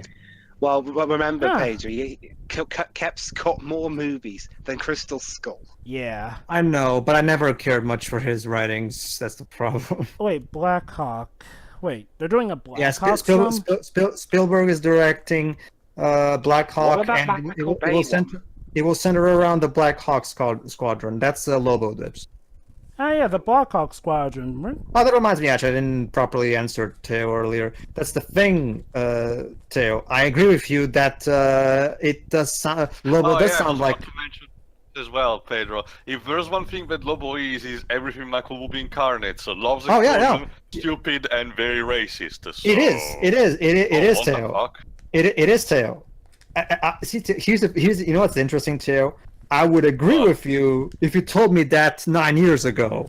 The problem is that as Transformers 5 showed, he got bad at his own shtick. Well, That's the okay. thing. To be fair, the reason Transformers Also, 5 yeah, got a lot of Steppenwolf flack in this wasn't movie, I because he forgot. got bad at his own shtick.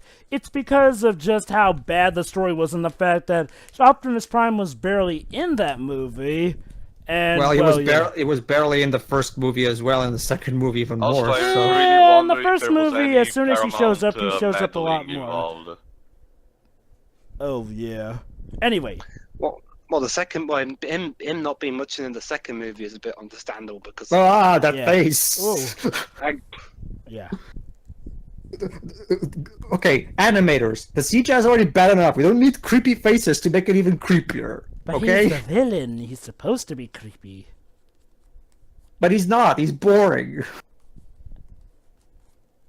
Let's see. So he's pretty In much Northern Russia, films direct you. Oh, how funny. He's just as boring as Whiplash. I liked Whiplash, but what you talk about the No, movie? no, what or- about wait. no, You liked the villain from Whiplash? Iron Man 2. Oh, okay. The one played by Mickey Rourke. Sure. I wish I was watching Whiplash right now. The movie, right? Yes, the movie. Better Yeah. J.K. Simmons slick. Also a better Miles Teller flick than the one from Fantastic. Well, yeah. That's hard. Yeah. See, So now okay. they're in the Justice Mobile. You see, the lesson to take here is that you should never judge an actor on just one performance of one movie. Same with directors, admittedly. What's the vehicle? Sure. Does this vehicle have a name or is Oh, it? trust me, Jova. I have a lot of reasons why I hate Michael Bay. It's not just one movie. Oh, well, I'm not... Is this supposed to be the invisible plane? No. That's just a plane for them to house Okay, all this well, stuff in. okay. To be fair, the invisible plane that kind of looks silly. That's what they want. They wanted to make a modern version of it. Oh, this scene. Oh, I guess it's the Batwing technically. All right, this scene. I don't think this scene works. That we're about to get works at all. But I'll bring it up when it does. Okay. Yeah.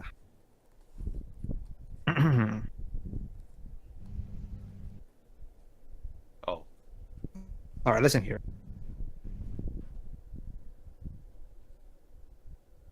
True.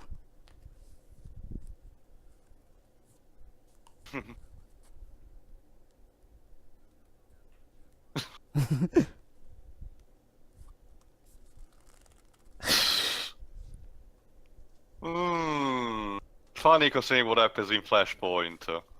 Yeah. Why didn't they just make Aquaman the comic relief funnier? I know, Not right? just that, Debs. Oh, wait, hold on. This Not is just coming that. up. Oh. Oh. What? Oops. Oops. Okay. Okay, now that is legit funny. Like, well, he's actually being honest, and it's because of a nice gag that actually, you know, it does make sense why we would have seen It's- it. He was sitting on top of it. You know, that works. It's not the joke itself that bothers me. It's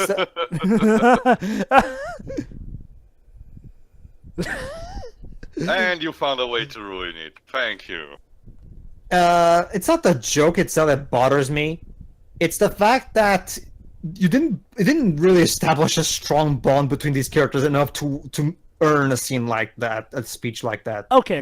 Like, Well, if anything, I got the feeling that Aquaman has been soon through the whole time. Yeah. And now it only now showed some actual, the fact that he cared. Yeah, I but agree with you this on thing that. should be gradual, though. To be Yes, it should, but it the should problem be. is that this fucking movie should have been gradual to begin with. Yeah. Again, goes back to the rushed nature of the plot. Like, Okay, this is the part where Zack Snyder and Whedon's stuff pretty much merges. So now we're in Oh, boy. Russia. We're in Russia. all right, if you remember, Teo, this The particular, climax is taking place in Russia, seriously. not just that, Teo.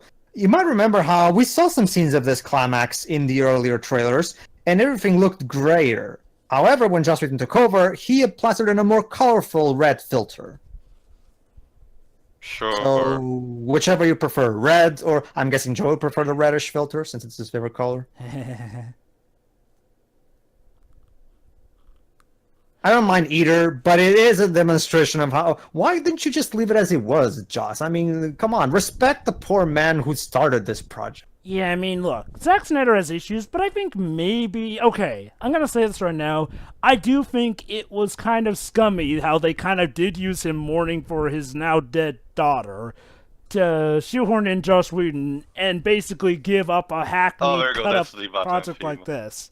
Like, again, for all we know, maybe Zack Snyder really was listening to feedback. Yes, it may be wishful thinking, but again, if you don't have the faith in the project, at least have the guts to tell the man face to face.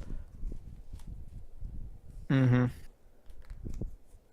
Like, that is kind of a moral issue I do have with this movie. And you know what? I'm closer to liking this movie than hating it, but I still do have that moral issue. It's weird. I mean, there are a lot of things about Zack Snyder I don't like. But even I do not condone taking advantage of anyone like that.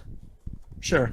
I agree with that. Okay, that line was funny. We might not have felt this issue. Again, that's another thing that does work. Jeremy Irons is Alfred. Jeremy Irons as Alfred is by far one of the best things about the DCU. He's one of the more reliable characters that always manages to get a good line. Mm-hmm. I wouldn't be surprised if most of his dialogue was improvised. Like, it really says something when I have to agree with the trope for the Teen Titans Go movie about making a movie for Alfred. You know what would be an interesting payoff for Jova? What? If like the youngest of the children of this family actually turned out to become Andy. Oh, that would be quite interesting. But would not make sense for the concept of the DC extended universe, but I digress. Mm-hmm. Okay, now, I'm gonna say this right now. The whole having a Justice League start off their own universe and introducing the characters in the same movie/episode, that worked with, Bruce Timm's Justice League animated series. Like, look, I did not know a lot of the characters. Like, well, the only two characters who were established at that point were Superman and Batman. Yet they managed to establish Superman, Batman, Also, The Flash, Jova. Green Lantern, Wonder Woman, Martian Manhunter, and Hawkgirl. Also, Jova, this Batmobile reminds me a lot of one of Arkham Knight, actually. Yep. Well, yeah. Well, remember too. Even on the armaments, though. Mm-hmm. Well, remember too. Zack Snyder's look for this universe was always meant to be much more geared toward the hardcore fan base. That was True, I mean, but the Batmobile was one of the things that people did not like about Arkham Knight. Well, wasn't that more so how it was used as opposed to the design? True. But it's okay, Jova. All those parademons are actually mind-controlling drones. Yo, Iron Man, Cyborg.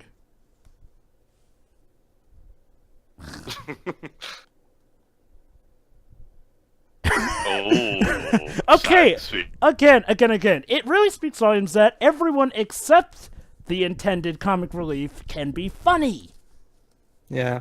I still think this is the kind of joy that would work much better for me if the characters were better fleshed out and again the bond between them was better developed with the two-parter story that Zack was planning to. Again, addressing that. That's another thing, Joe. But don't get me wrong.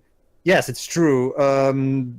For all we know, maybe the original Zack Snyder 2-part film probably would have been more cohesive, like you said. Let me put it like this. Well, I feel that, the way the tone would have worked better is, they would have more so gradually edged themselves to a lighter tone by the end of the two films. Okay, yeah, sure. I'm not saying that's confirmed that it's that way, but that's how I can imagine it being that way, because from what we do know, Joss Whedon, a lot of these reshoots don't completely rewrite the story Snyder had in mind, apparently. Apparently a lot of them mainly had to do, more so tone and whatnot. But yeah, there is still some story changes. Oh, round 2, I guess. Hi, boring McBoring. Yeah, Anyway. one thing I have to say is the fact that Steppenwolf is not that much into the movie.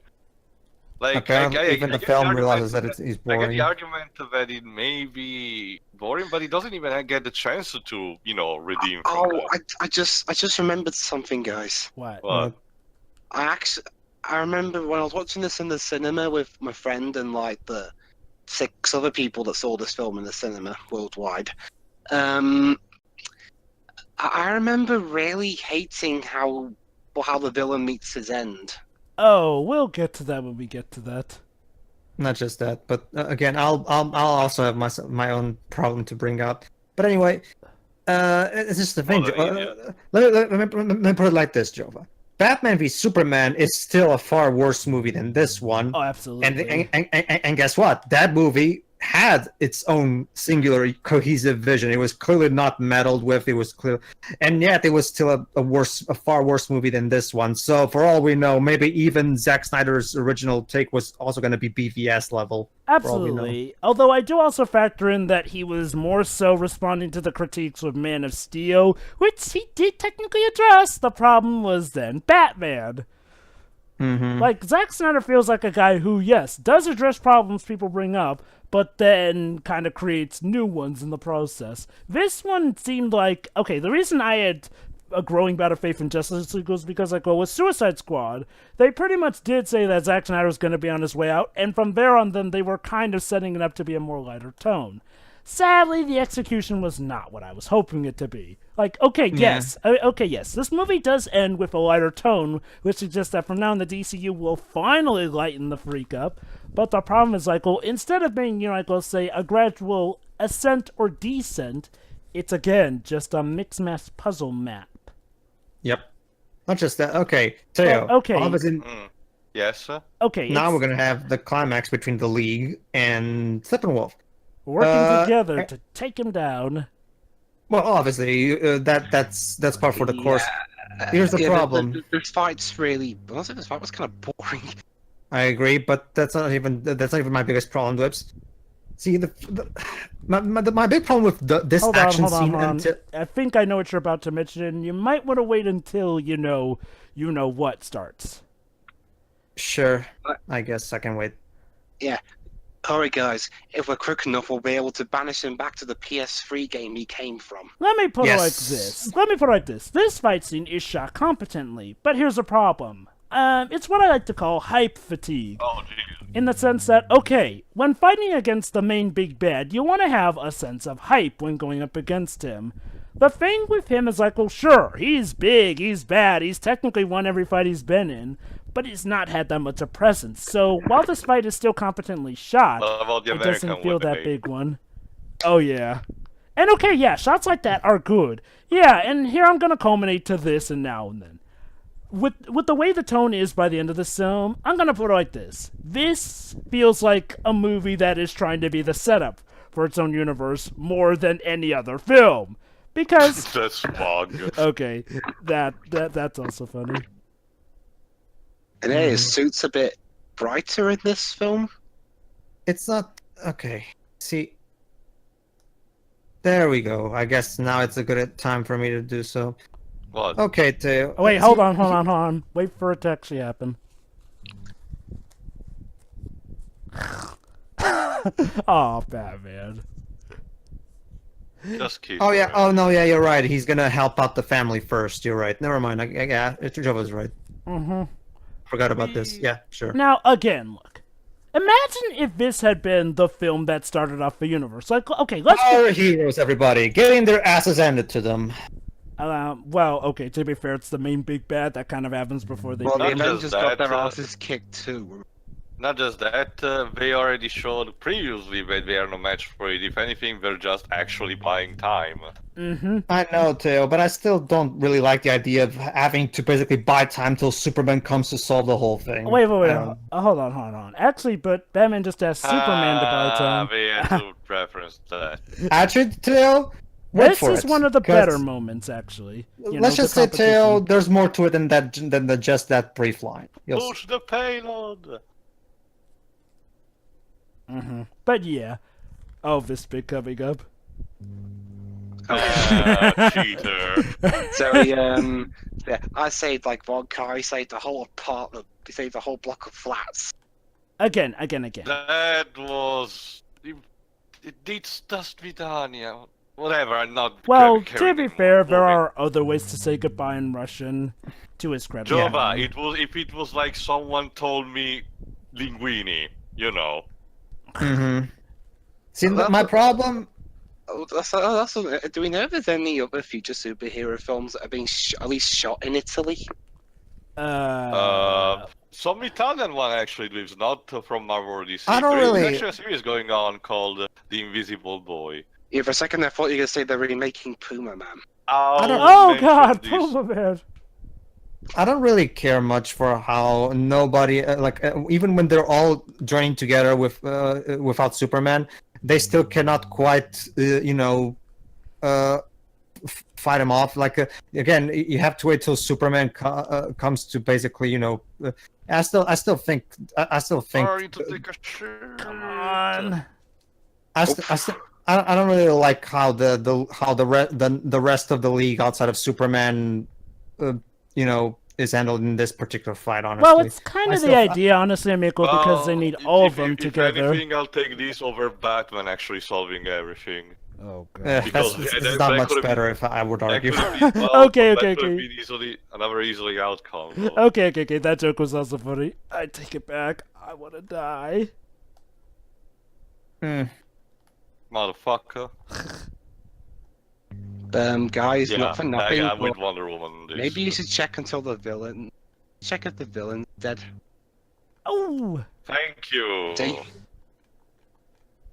Your sense of humor bothers me. Also, there you go, Pete. Just He actually die. felt that. Just die already, you waste of boredom. What's Kieran Hines done Ugh, other than this? I mean, I don't give a shit about you. but Kieran Hines is the from freezing breath. Ireland. He's an Irish actor, and he was definitely Hallows.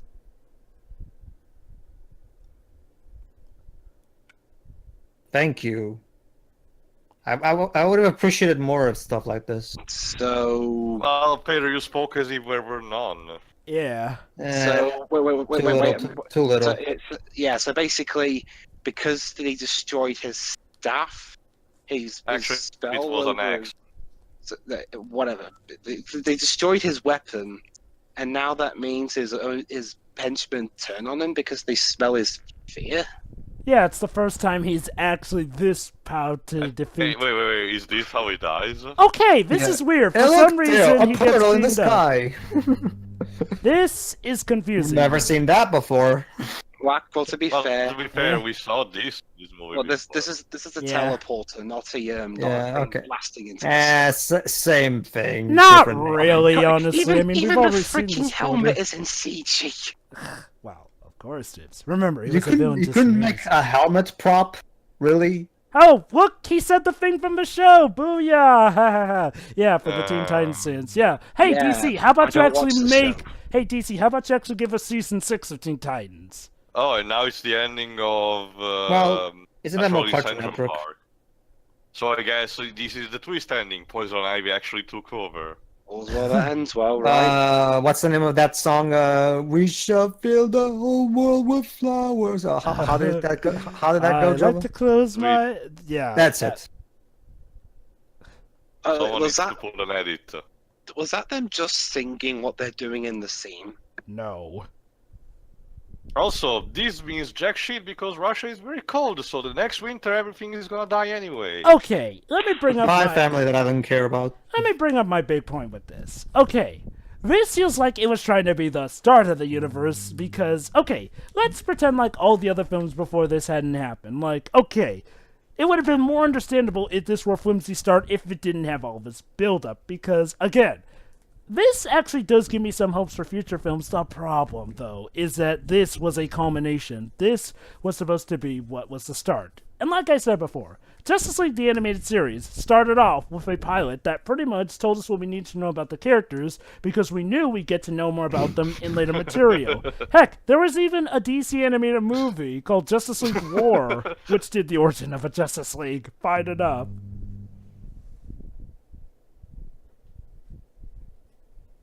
Okay, so he's gotten a job just now at the crime lab. Here's the problem. The way Barry Allen gets his powers is because while working at the crime lab, he gets struck by a bolt of lightning and gets knocked into a bout of chemicals. So... Am I supposed to care? We didn't bother establishing the relationship between these two. but That's the whatever. thing, though. How does he get his powers before he gets the crime lab position? Yeah. Okay. Bye, Amy. You are still completely wasted. Not completely. You actually did get some scenes. Remember, we don't Yeah. speak in absolutes. All she did was make Superman's hose Oh, yeah, jumps that's and right, calm him down. Oh, yeah, That's all that's- she did. Oh yeah, that's Wait, right. wait. That plot bit about the Wayne Manor being burnt. Yeah. I Okay. forgot about that, actually. This is weird, honestly. Pedro, remind me, why is the Wayne Manor burnt in this universe? Remember, Jova, they were trying to do a throwback to Batman Begins, where Wayne Manor was burned down. The problem is that, again, there was a reason why that happened, and it was part of Bruce Wayne's arc. However, for some reason, Batman v Superman, it's burned. It's like Batman v Superman thinks it's a sequel to Batman Begins for some reason. I don't get that. Like guys. Also, that guys. running animation of Flash was terrible. Like guys, I know that the Nolan brothers, had a lot of influence on Man of Steel, but why? Actually, it was only Chris who had. Jonathan Nolan wasn't involved. Does Wonder Woman live in London now or something? France, I think. Or was it London? By the time No, Joe, that was London. I could tell by the. Oh, never mind then, you're right, London. By the time Man of Steel came about, Jova, Jonathan Nolan was busy with Person of Interest. So.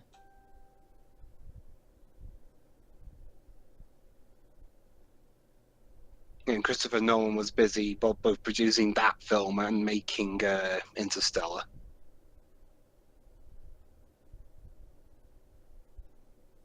Oh, and also there's post-credit scenes here. Yep. Oh, there is a yeah. post-credit Okay, scene. believe it or not, everybody, my personal favorite scene of this movie is one of the post-credit scenes. Oh, not the I final think one. I know why. Yeah, that's the only good scene in the movie to me. Okay, then. I've forgotten which one comes first. We'll see. Anyway, though, let me talk about this. It's like, okay. Again, Justice League has been done as the start of a universe. Not once, but twice. And they were, you ask me, good. Like, okay, I get that we can't bring up the backstories of these characters. But you know what? Okay, here's what I would have done then. If I had to introduce characters in this movie, you know what I'd do? I would establish their characters, build up their characters, but I wouldn't go into the backstories because, remember how Wonder Woman was agreed to be... Oh, never mind, we're already here. Oh, this scene is good. It is. There you go, Teo. We're officially doing it. Alright, basically, Dwibs. One of the most iconic... Wait,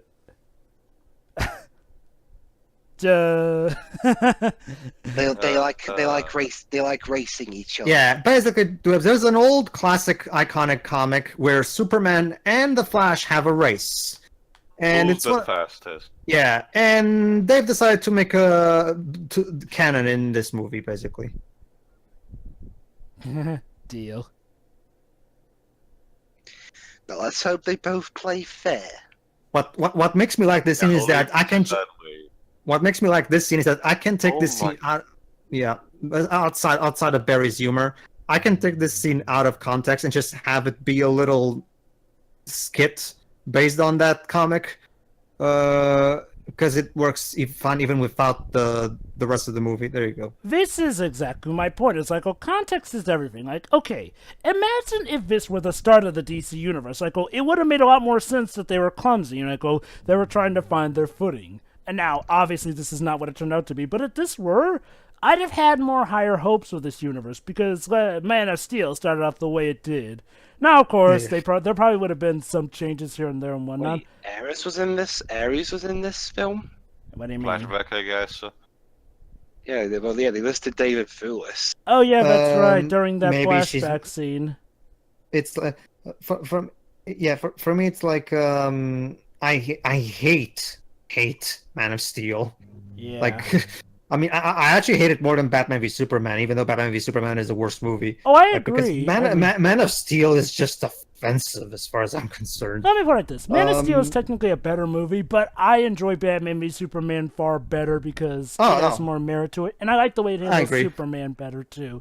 But yeah. That's just a thing, Joe. But the main reason why I enjoy Batman v Superman is because of Jesse Eisenberg's completely atrociously hilarious performance.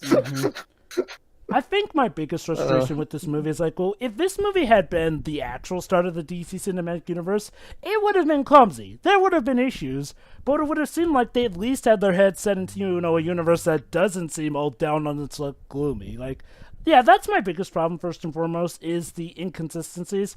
And you know what's weird is like, well, we actually did not bring up the tonal inconsistencies that much because, focusing more on the characters themselves are more consistent, except for Barry. Oh boy. Barry's a bit more annoying than I remembered him to be. He's not the worst.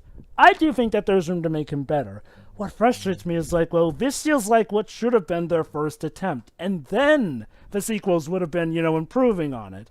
Like, well, because, okay, yeah, I guess maybe we would still need Batman v Superman, but aside from that, do we really need any previous movies to get this? This is the thing, Jova. Batman v Superman is a complete train wreck. So even having just that one would not be in this movie's favor. This movie in general is just, again, this movie. It's primarily the conflict of identity that this movie has within itself. The movie. Whatever was the original vision of Zack Snyder has been completely destroyed, and what's left is a generic as all hell superhero film that doesn't in any way try to, and even having a generic plot wouldn't be so bad if the characters were well written to carry us through it, because... Yeah, like, let me put it like this. This movie is about, if I wonder, what was even the point of reshooting a lot of this stuff if, you were just gonna have a cobbled together mess like this? Like, if you're going in, go all in, or just cancel the thing and try again. It's very simple, Jova. DC, well, Warner Brothers more like. Warner Brothers really wants Marvel money. Bad. So let's bring in Joss Whedon so he can Marvelize the movie. And that turned out rather crappy because now I think Joss Whedon is not even doing the Batgirl film for good reason. Yeah, it's because recently it turned out he was cheating on his missus, and apparently he was just using his I'm a feminist thing to try and hide the fact that he was seeing other women. Yeah. And he was married. So he's a hack. Anyway, everybody, there's another after credits scene, so stick around for that. But yeah, oh look, Emma Stone. Emma Stone was a assistant production coordinator, apparently. I'm so looking forward to seeing her as Cruella de Vil later on. It's yeah. Oh yeah, that's right. That's right, Pedro. We're getting a movie called Cruella starring Emma Stone. Wow. Well, I like Emma Stone, so I guess I'm just hoping they don't. Oh, I do have to wonder. What? How do you even screw up Cruella de Vil? She's such an easy villain to get right. They found a way to right. screw up Maleficent, Pedro. I'm not expecting. Yeah, well, okay, actually, okay. yeah. Now here's one but he's right. Here's one thing I have to wonder though. At least with Maleficent, we know they're trying to do a story from the villain's perspective. But with Cruella, Not just that. Cruella, as a villain, worked for the context of a movie because it was seen from the perspective of the animals. Otherwise, she doesn't have anything in particular. She's not even a crime boss. She's just a person. Okay. I will give credit. Glenn Close actually did do good with with her two movies. In that, we did have some nice scenes from Crow's perspective, but that's the thing. Crow only had half the perspective. We still had most of it from the dog. So, what is there to do? A Cruella de Vil prequel film? What are you really gonna do with that? Again, with Maleficent, we get to see her origin, her backstory. But with Cruella, oh no! It's literally going to be the story about a woman who goes on to be a first thing, and I just realized that we aren't talking about this actual movie. Okay. Let me bring up this.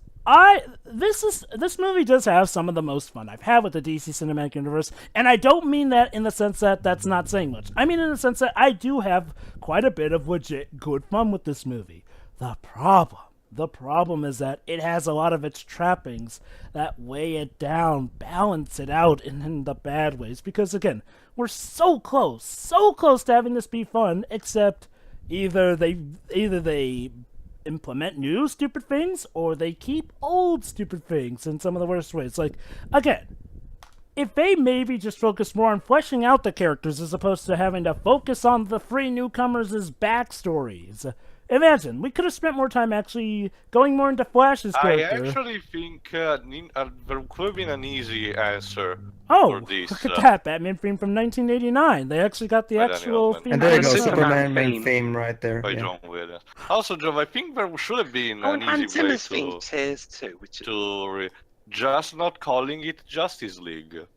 Yeah, you You know, know, that's actually a good point. Could have been just called another movie, another type of movie, like Batman and Wonder Woman, because they're technically the focus. And this would have been ideal to both set up again the heroes while not being functioning, carrying on their shoulder the burden of being a Justice League movie. You know. You know what? That's another good point, actually. It's like, well, okay. You don't want to, like, do films for all these individual superheroes, well, why not do it for small groups?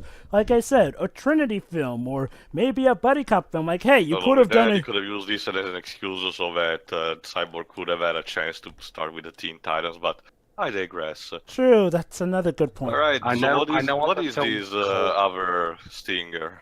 You'll see too.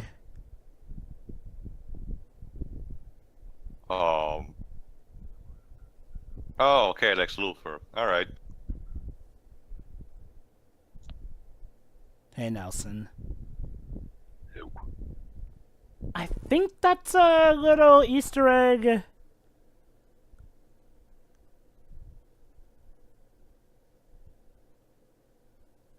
Jesse. Dun dun dun. Man, Jesse aged horribly. Turns out- Deathstroke! Hey! Yeah. And I'll give it this, Ah, they wait, actually do... I thought that was Wait, Deadpool hold for a on. second. Hold on. Wait. I'm confused, though. You defeated one of the new gods and you want to raise the stakes with Deathstroke. Yep.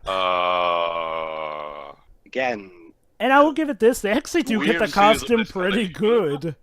Yeah, that looks really good, actually. And Jesse's still acting like he's Cuckoo for Cocoa Puffs.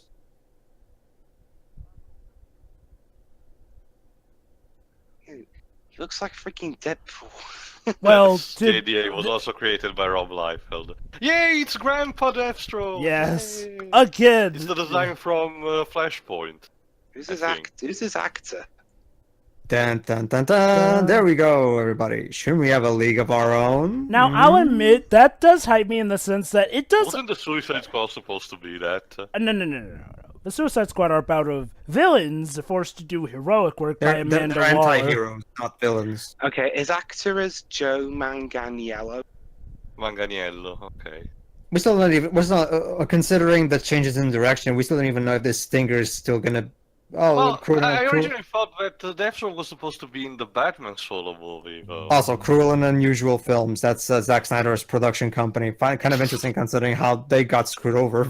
Yeah. But anyway, Awkward, really awkward. But yeah, again, all right, everybody. Before we voice our final thoughts, we actually have one more thing to commentate on, and that's the deleted scene that's on the Blu-ray called "The Return of Superman." Basically, this is the only deleted scene that's the only glimpse of the Zack Snyder cut that we do have. At least so far. Who knows? Maybe in the future. Well, we'll actually, okay, have the decency to release more of these. Technically, Maybe. there have been some leaked scenes of the Zack Snyder cut, but however, they're unfinished. With the special effects still have to be put in it. You know, maybe we'll eventually get a fan-made cobbled cut. the problem is that those scenes, the moment they get put on the internet, Warner Brothers will try their best to get them off. So basically, it's incredibly hard to get I for our know audience this. to do. So I'm not gonna ask our audience to look for those scenes. We'll just commentate on the scene that's on the Blu-ray. It's just, At least for the time being. If things change for the future, we'll let you know. Moving on. Hit Pornhub. Hey, look, it's what a lot of people are using nowadays to get their own no, he's copyright. right too. He's actually right too. That's However, I don't want to force our audience Yeah. to visit a site that they might not like. Yeah, only so- go there if you want. Basically, everybody, if you're interested, search for Pornhub Justice League stuff or something like that. But anyway, go to your Blu-ray, everybody, and search on the special features, deleted scenes, and you should be seeing the one deleted scene that's on the Blu-ray, which is the Return of Superman. This is the only official glimpse we have of the Zack Snyder cut. So Tell us when you're ready at 0 from that scene. You should be seeing a black screen. All It's right, only 2 minutes, so it's I'm quick. there. I'm ready. Ready. 3, 2, 1, quick. And All we right, are the return of- live all right, so in this 8, is 7, 6, 5, 4, 3. And I guess I we never started thought at this. 3. Why doing countdowns we skip always? all right. whatever. So originally, after being brought Superman back, just awkwardly walks away.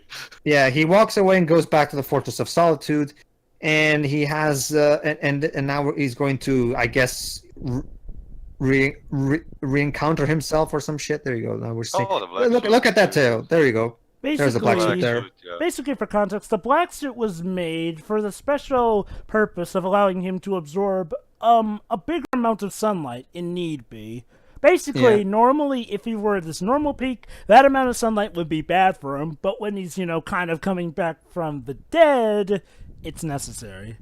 This movie's gonna destroy my career, isn't it? And you know what's sad? This scene actually does look more fitting, more gradual. Like, I had to wonder if this was actually going to be the end of part 1, setting up for part 2, where then Superman gets to actually help proper. As opposed to, him just showing up at the last minute in this movie. And that's it. Wait, Hold on, there's another more. countdown. There's another countdown. Might as well check what this is. Again, why do the countdown here just going to end at 3? Sometimes they end at 2, Joe. I never understood that. Oh, it's Oh, this scene, yeah. This scene was actually in one of the trailers, if I remember correctly. Oh, I would have liked this scene. It's always nice when Superman gets to interact with Alfred.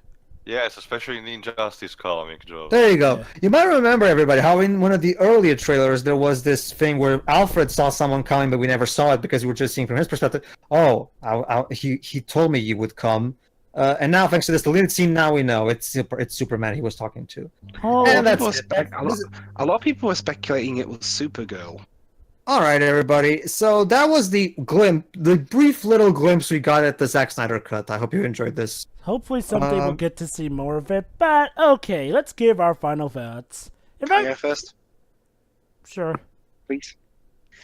Alright, again, in terms of explaining stuff to a audience that might not be so inclined with the source material, I think this film does it a little better than 95% of the other films in this series. Kind of because there's not much to really explain for this one, I guess.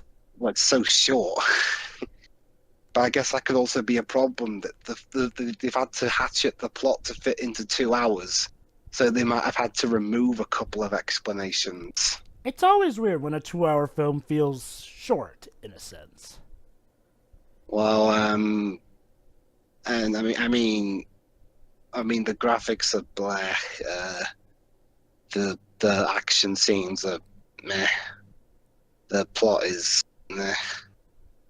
And this film is just a gigantic pile of meh. The only consolation I have is that because I went to see this film by the cinema that accepts that card I'm on, I didn't pay a single penny. So, whoop. And considering this film's poor box office takings, I imagine many of us felt the same. Mm-hmm. Yeah. So yeah, this film doesn't really. Again, I can't speak for comic fans, but to people who just go watch these movies because of all their fun, I don't think this particularly did a very good job.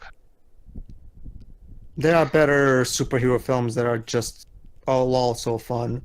Even so even if you're just going for the fun factor, there's way more fun superhero movies out there. Yeah, that's it. Next. Pedro.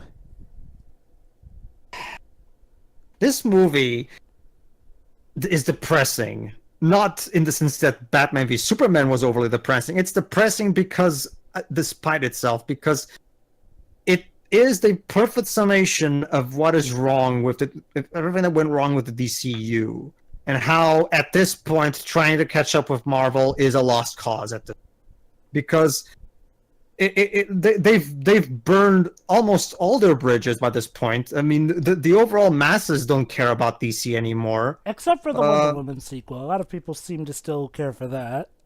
Yeah, the Wonder Woman sequel might still, but that's just the thing, Joe. People only seem to care about Wonder Woman right now. Oh, Pedro, I'm not saying it like, well, it's a good thing that's the only thing they care for. I'm just saying people do still care for Wonder Woman. Like, again, Wonder Woman earned it, though.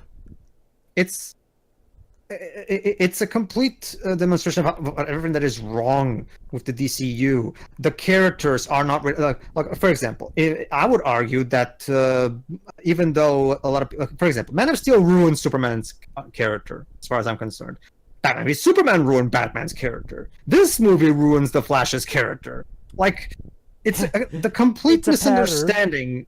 Oh, yeah. Let him finish, Joe. Oh, the complete it's a pattern. That's all. No, that's okay too. The complete misunderstanding of these characters is my biggest gripe with this universe and this movie by extension. You don't understand these characters. Get someone who freaking does. Please. I am so tired of seeing these characters be badly portrayed. Like, I'm unlike most comic book fans, I am fine with taking liberties from the source material. It's fine, as long as you stay I want an adaptation to be true to the spirit, not the specifics. You know what's sad, Pedro? When it comes to a lot of comics, comic book fans are actually okay with the changes made in movies, like when they're not too drastic, because the comics themselves aren't always that fun to read these days. But I digress. Well, yeah, and when it comes to the Marvel stuff, definitely. But that's a topic for another day. Again, like I've said, I'm sorry, I have to keep coming back to this. I mean, Homecoming took liberties from the source material, yes, but it was true to the spirit of Spider-Man, a superhero that teenagers can identify with, which demonstrates that Marvel understands what makes Spider-Man Spider-Man, and that was the key to the success of that movie. These movies fail because the people in charge of the stupid universe don't understand the characters. This is the big problem. And the characters, even the characters who are written better in this one, Superman is written better, if anything, because he's not even that much even. Batman is written better, but as a result, he just kind of comes across as just, by the numbers Batman. He's not particular. I mean, he's not in the Frank Miller extreme. And he's not in the Adam West extreme. He's just in this awkward middle ground of bland, like where he doesn't really have that much to him in this movie. He's just kind of Batman doing Batman things, and he doesn't really have an opportunity to shine as a character. Not really. And he even has that stupid moment where he brings up Steve Trevor for no good reason, like Teo pointed out. I just want you to write these characters fine, okay? If you're going to have a generic plot, at least get the characters right. And that's the reason why I still think the first Avengers movie worked great. Yes, the story was generic when you put it up to scrutiny, but the characters were portrayed well. And that's what made that movie work. You need to get the characters right. That's the first thing you need to do. Otherwise, you're not going anywhere with this stupid universe. Like... The movie itself, the plot is generic. The special effects are a mixed bag, more negatively mixed but still a mixed bag. There are still some good effects here and there. The score is bland. I don't really, outside of the moments where they bring back '89 Batman theme and Superman's theme, I don't really remember any of it. So, like I said, Danny Elfman only really seems to work best when he's working with Tim Burton. But anyway. Yeah, like the plot is generic. The characters are not written particularly well, especially Barry Allen. Aquaman is okay. They technically do. They brush through his. Like we barely see Atlantis. We don't really get that much of sense of this particular incarnation of Aquaman. He's just kind of a bearded jackass. That's what he is, and he doesn't do that. Again, he doesn't get to shine out as much as the character. Cyborg is just kind of. Oh, I'm the technology and I'm tortured and shit. But again, because we never elaborate on it, who cares, right? And of course, like Jova said, the worst character by far in terms of explaining is the Flash. We get those 2 brief scenes of him talking to his dad in prison, and that's it. Care about him. Add that to the fact that the humor ranges from mildly okay to god awful, as Theo pointed out. And yeah, as a result, okay. See, and I will also like to, before I finish up my final thoughts, I would like to say something. For those who keep trying to sell this stupid narrative that that Disney is paying critics to badmouth the DC movies, you know, Jova. Oh, Yeah, wasn't believe it that or a thing not, way it's- back, though? I thought that thing died down. I wish. I wish, Jova. Yeah, well, I well, wish. Well, first of all, explain the reviews for Ryan. Never mind the fact that Rotten Tomatoes is owned by Warner Brothers, but again,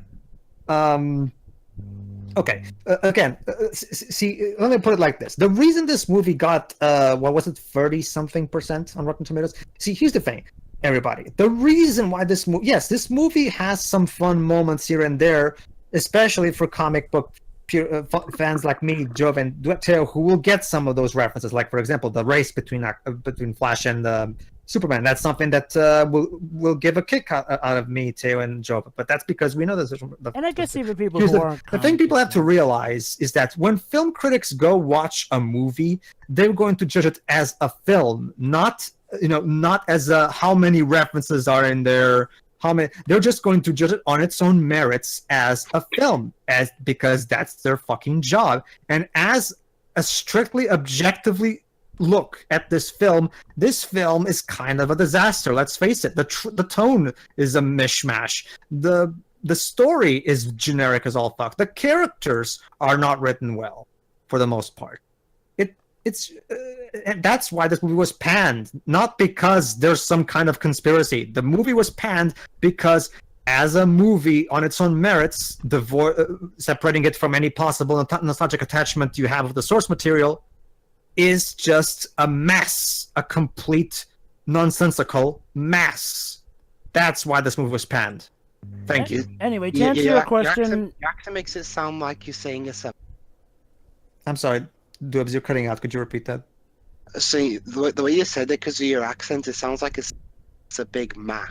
Anyway, to answer your question on the ratings, it had a 40% on Rotten Tomatoes for critics, a 74% on audience score. With critics, it got 126 fresh reviews and 187 rotten views. So it was middling. I mean, it was overall mixed, per se. However, regardless of that, the rotten rating is deserved because this movie, as a movie, not as something for fan service, is, let's face it, pretty freaking bad. It's not Batman v Superman, of course, but being better than Batman v Superman is not an accomplishment by any stretch of the imagination. Sorry. It's a really bad movie. It does have its fun moments if you're familiar with the source material, but that doesn't save what is, at the end of the day, a very, very painfully mediocre movie at best and horribly messy at worst.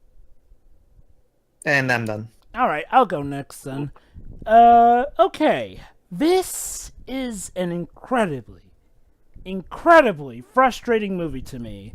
Because, okay, if I'm scrutinizing this film, I see slightly more good than bad. But let's be quite honest, the bad's still notable because, okay, if this were like the start of a DC cinematic universe, I'd have been more hopeful. Here's the problem, though. This is meant to be the culmination of all the DC films up to this point. Man of Steel, Batman v Superman, Suicide Squad, and Wonder Woman. Yes, I'm counting Suicide Squad. Yeah, I know that the characters from Suicide Squad don't really show up, but Suicide Squad was clearly meant to be part of that Superman is dead period, which sadly we didn't get to see much of. Oh, it's frustrating because this film is definitely, aside from Wonder Woman, the closest to a legit good film. Yeah, Suicide Squad, I'd argue, was kind of more fun, but Suicide Squad felt like much more of a mess to look at because of its editing issues.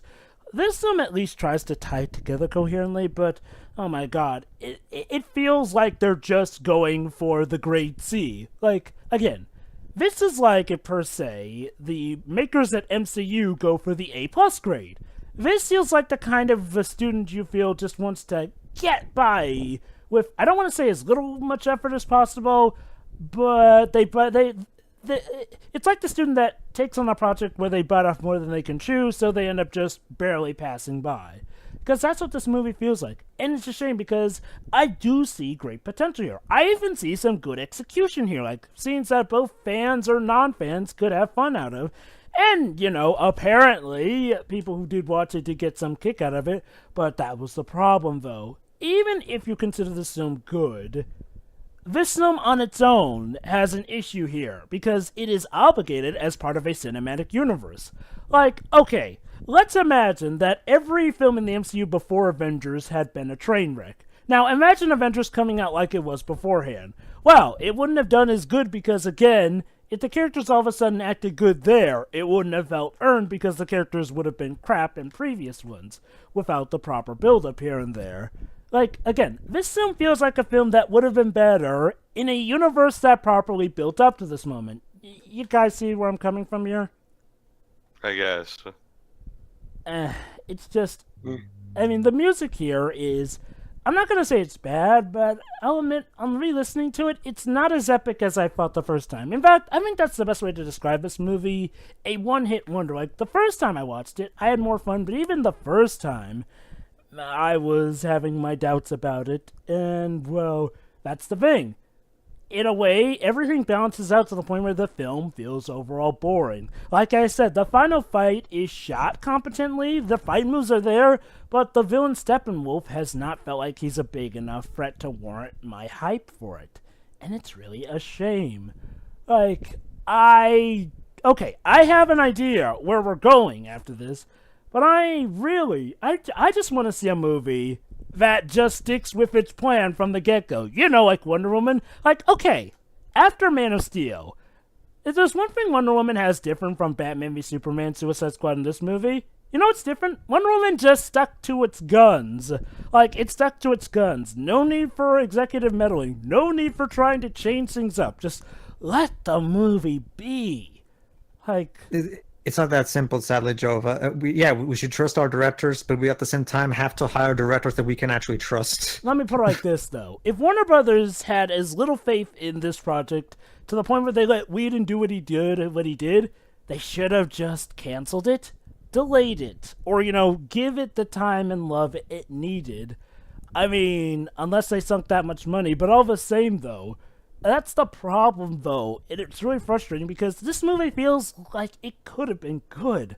Like, I think that's probably going to be my main way of summarizing my final thoughts. This is a movie where I do have fun. It feels like it could have been good, yet it's all these little details that mash up into a ball. Like, Barry Allen is weak overall. I mean, Aquaman and Cyborg are done better, yes, but again, then there's these parts where the films can't seem to decide, hey, do we want to focus on their backstory, or hey, do we actually want to just build up their characters? Like, okay, what they do with Cyborg and his father, that is fine enough to set up, you know, because Cyborg starts off from the origins. Here's the problem. They have to cut out any time he had with the Teen Titans, which, okay, you know what, fine. We can pretend for this universe that he starts off with the Justice League. That'll piss off more so comic book fans than anyone. It's still a bit of an issue, but fair enough. Aquaman, though, maybe they could have done a bit more with him.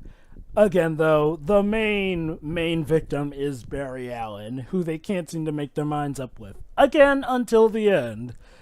And yeah, that's pretty much it, folks. It's a film that balances itself out. Like, maybe you'll love this movie. Maybe you'll hate it. Maybe you'll respect that this movie seems to be addressing criticisms. Maybe you'll hate the fact that this movie is kind of addressing those criticisms not the best way. And like I said, it's a pattern. Hey, Zack Snyder does better with Superman and Batman v Superman. Ruins Batman in that one. Hey, Batman's better in this movie. Flash, please. Oh boy. I mean, and the weird thing is that even though I talk a lot about this movie, I don't find myself getting too angry or mad at it because, I don't know, it's a weird sense. I'm frustrated, but all the same, I don't feel depressed with this movie. More so, I just feel neutral with it. I don't know how much of a good or bad thing that is. I guess I feel better than I did after the likes of Batman v Superman at least, but that's not saying much. Again, I'll put it like this. This movie, you can have fun with it. I'm going to argue that this is slightly above average. And Tio, that leaves you, the newcomer to this movie. Alright, well, first of all, Flash is annoying. Duh. Yeah. And like I mentioned, the movie could have even used, not used the Justice League title, just be called, like, something even more creative, like Batman Rise of the League, something like that. Because at the end of the day, this is centered around Batman and Wonder Woman, with Superman's Priest a bit, and introducing Flash and... But again, I guess this was a thing that the higher-ups of Warner Bros. Imposed, basically, even at after recuts and everything.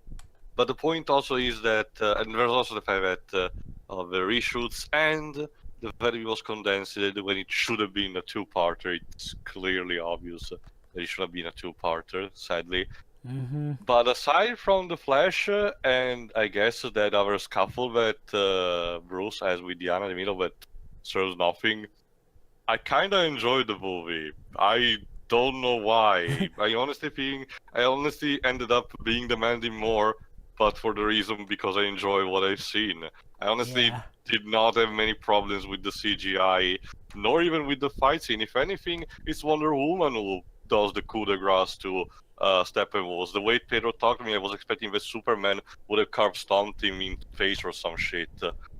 But, well, I was legitimately surprised. I'm mostly confused about the fact that they want to step up with Deathstroke. Okay, Deathstroke, it works more on a solitary level against the more grounded heroes. I don't get why you want to pit him against people like Superman, but whatever.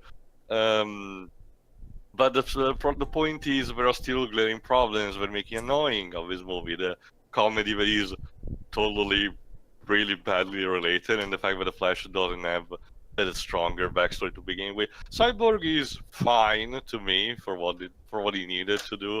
It's more of a fact that he wasn't introduced the way he should have with the Teen Titans instead. But to be fair, we get his backstory, and we get development, and we get to see him using his abilities. So those are the things that we need. Aquaman, it's mostly foreshadowing. I'm more pissed about the fact that in the final fight he doesn't actually summon anything. I was expecting him to summon water or some kind of aquatic creature, but no, he just uses the trident somehow. But again, he also contributes to the final blow to Steppenwolf because the blow that he does, and on the right side, it's visible. Also, Steppenwolf has purple blood. I don't remember that. Otherwise, they actually have some fun. It's still not as great as Wonder Woman, though, because the glaring problems are that glaring. And it has the burden of carrying the Justice League name on it, which it shouldn't have. But with just a simple correction that it did, even a cut like this could have still been salvageable in some kind of fashion. It's like I say, if this had been the start of the DC Cinematic Universe, I'd have been more hyped. Well, I'd argue, Jova, not even just that. Yes, Batman v Superman Man of Steel were terrible anyway, and Suicide Squad was irrelevant for this case. But if here it would have been a case of working what you had right now and actually making something better from it, you know. That's kind of what the character of Iron Man had to be done with after Iron Man 2 and 3, practically. So not even Marvel is exempt from this. But the problem is that the DC Universe did not need it just a simple. Actually, this should have been even better. It should have been at par like the Avengers, but it wasn't. That's why I also think renaming it should have been the smarter things to do, because otherwise... Because that way people would have not compared to the Avengers. But alas, it happened, and we're now in the situation where we are. Where will the DC Extended Universe will go after this? I have no idea. I mean... There's Aquaman. Yeah. And there's that Wonder Woman sequel. And supposedly that Lobo movie made by Michael Bay. Who knows? And Black Hawk. And Black Hawk by Steven Spielberg. And the Shazam movie, technically also, What have I been hearing? With Zachary Levi, of all people. Really? Zachary Levi? Oh, as for the director The guy as who for- plays the thief in Tangled too.